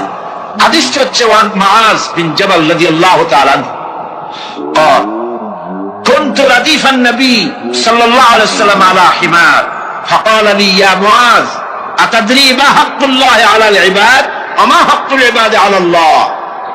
হযরত মুআজ বিন জাবাল রাদিয়াল্লাহু তাআলা আনহু বলেন যে আমি রাসূল করিম সাল্লাল্লাহু আলাইহি ওয়াসাল্লামের পেছনে তার গাধায় সওয়ার ছিলাম। তিনি আমাকে জিজ্ঞেস করলেন, মুআজ তুমি কি জানো বান্দার উপরে আল্লাহর হক কি এবং আল্লাহর উপরে বান্দার হক কি? তিনি বললেন, আল্লাহু ওয়া রাসূলুহু আ'লামু, আল্লাহ এবং তার রাসূল খুব ভালো করে জানেন। রাসূল করিম সাল্লাল্লাহু আলাইহি ওয়াসাল্লাম জবাব দিলেন, ক্বালা হাক্কুল্লাহি আলাল ইবাদ আন ইয়াবুদুহু ওয়া লা ইউশরিকু বিহি শাইআ ওয়া হাক্কুল ইবাদি আলাল্লাহ আল্লাহ ইউআযযিবু মান লা ইউশরিক বিহি শাইআ। আল্লাহর নবী বলেন, বান্দার উপরে আল্লাহর উপরে বান্দার হক হতেছে, আল্লাহর উপরে বান্দার হক হতেছে বান্দা আল্লাহ পাকের ইবাদত করবে, আল্লাহর গোলামি করবে, আল্লাহর আনুগত্য করবে, দাসত্ব করবে। সেই আনুগত্য ইবাদত আর গোলামির ভিতরে কাউকে শরীক স্থাপন করবে না। বান্দার উপরে আল্লাহর হক হতেছে যেই বান্দা আল্লাহ পাকের ইবাদত করবে, গোলামি করবে, আর কোন শিরক করবে না। কিয়ামতের দিন ওই বান্দা সম্পর্কে আল্লাহর হক হবে, বান্দাকে জাহান্নামের আগুন আল্লাহ পাক হারাম করে দিয়ে তার জান্নাত দিয়ে দিবেন। এটাই হলো বান্দার উপর আল্লাহ পাকের হক। সুতরাং ইবাদত হবে সলিড কার জন্য? আল্লাহ পাকের জন্য। যারা বলেন কার জন্য? একমাত্র কেবলমাত্র শুধুমাত্র আল্লাহ পাকের জন্য গোলামি হবে। সেই গোলামির কথাটাই আমরা কোরআনে কারীমের মধ্যে সূরা ফাতিহায় প্রত্যেক দিন প্রতি রাকাতে আমরা পড়ি, ইয়্যাকা না'বুদু ওয়া ইয়্যাকা নাস্তাঈন। আল্লাহ তাআলা কেবলমাত্র তোমার ইবাদত করি, কেবলমাত্র তোমারই দাসত্ব করি, আর কারো আনুগত্য দাসত্ব করি না। এই গোলামি, এই দাসত্ব আল্লাহ পাক আমাদেরকে করার তৌফিক দান করুন। আমরা বলি আমিন। আমাদের জীবনে ওঠায় বসায়, চলায় ফেরায়, বক্তৃতায়, ভাষণে, বিয়েতে, শাদীতে, আমাদের ইলেকশনে, আমাদের নির্বাচনে, আমাদের অর্থনীতিতে, রাজনীতিতে, আমাদের সমাজনীতিতে, পরিবারের নীতিতে, জীবনের সব ক্ষেত্রে আমরা গোলামি যেন করতে পারি কার? আল্লাহ পাকের। নামাজের ভিতরে যে কথাটা বলি, এই কথাটার জন্য আমাদের বাস্তব জীবনে আমরা কার্যকরী করতে পারি। আল্লাহ পাক যেন তৌফিক দান করেন। মুনাজাতের জন্য দাঁড়ানো লোকেরা সব বসেন। মুনাজাত, মুনাজাত, মুনাজাত, দাঁড়ানো লোক সব বসেন।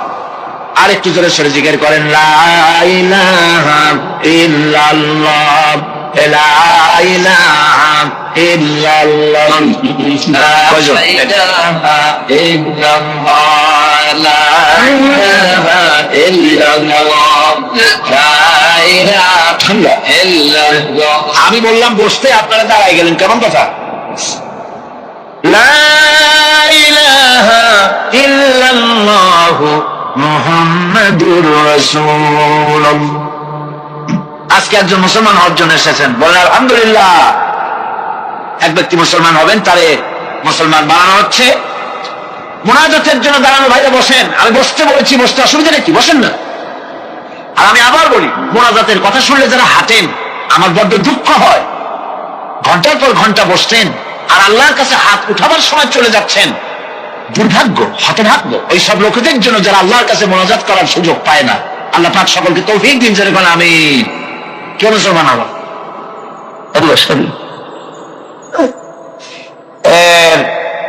কি নাম, কি নাম পছন্দ করছো? নাম কি? আব্দুর রহিম। এর নাম ছিল স্বপন কুমার দাস। বর্তমান নাম পছন্দ করেছে মোহাম্মদ আব্দুর রহিম। মাশাআল্লাহ।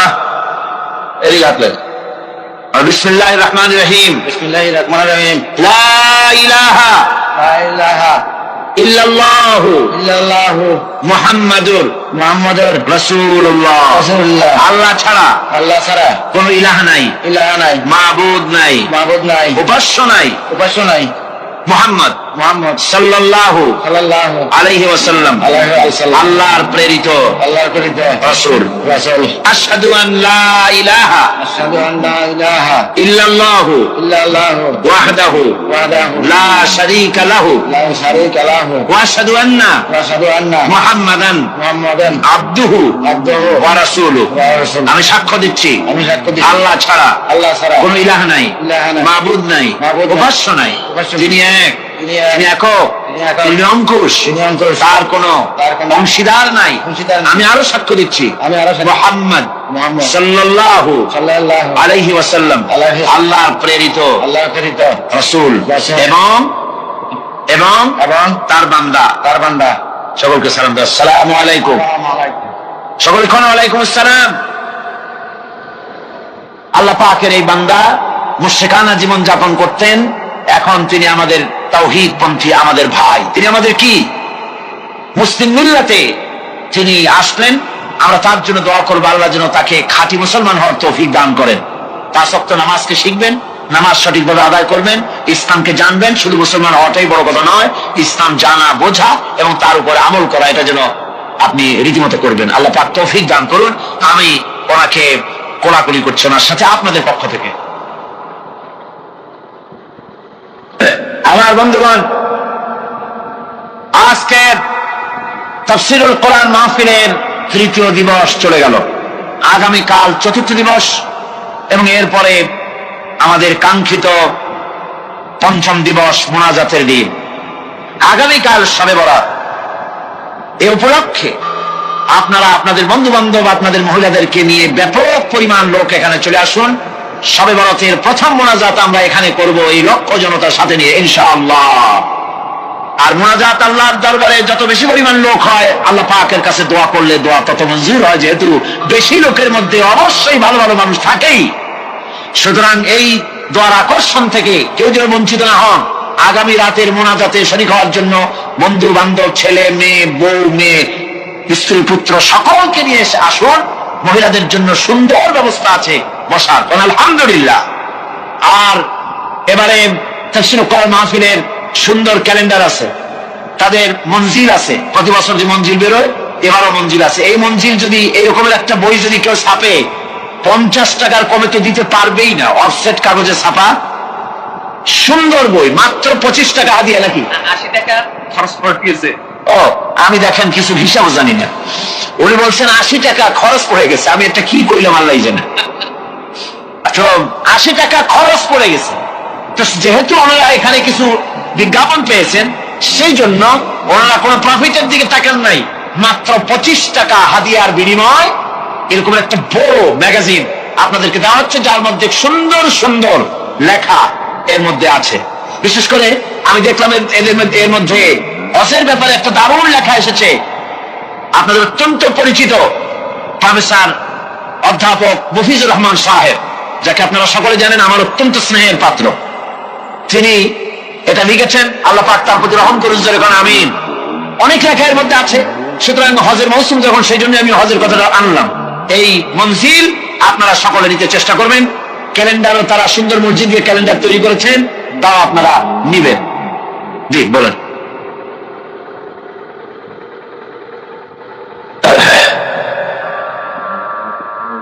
মৌলানা শামসুদ্দিন সাহেব, আল্লাহ পাক তাকে হায়াতে তাইয়্যিবা, সেহাতে কুল্লিয়া দান করুন। সবাই বলেন আমিন। তিনি যে আপিল আপনাদের সামনে রেখেছেন, এটি প্রতি বছরই এ ধরনের বাজেট পেশ হয়। আল্লাহ পাক পুরা করে দেন। ঋণগ্রস্ত আল্লাহ সমাজ কল্যাণকে করেন নাই, আলহামদুলিল্লাহ। আমারও দৃঢ় বিশ্বাস আমরা কোরআনে কারীমের খেদমত করছি, কথা ঠিক কিনা? আমরা আল্লাহ পাককে খুশি করার জন্য এই কোরআনে কারীমের মাহফিল এখানে হয়, লোকেরা আসে, আমরা আসি কোরআনে কারীমের জন্য।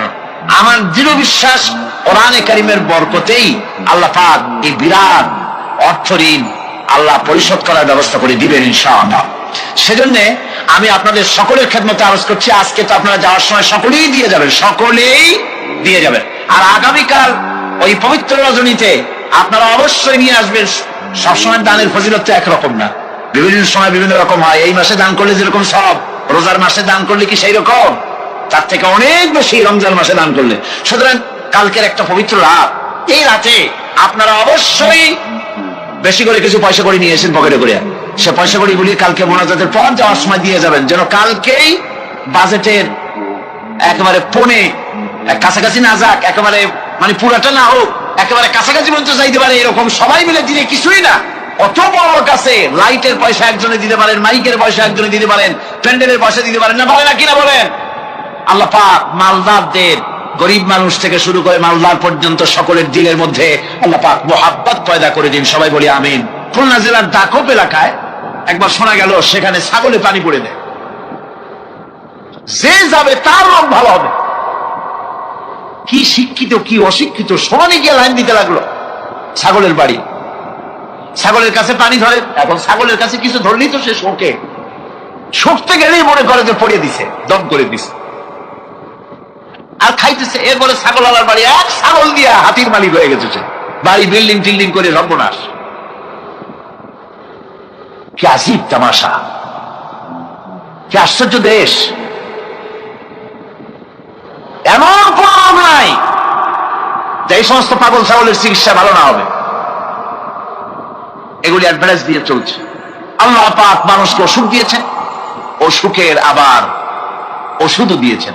আলহামদুলিল্লাহ, লিকুল্লি দাইন দাওয়াও, প্রত্যেকটি রোগের ওষুধ আল্লাহ তৈরি করেছেন। সুবহানাল্লাহি ওয়া বিহামদিহি।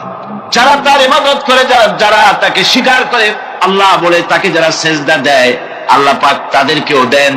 আর যারা আল্লাহকে অস্বীকার করে, আল্লাহ রাব্বুল আলামিনকে মানে না, তার গুণাবলী কি স্বীকার করে না, তার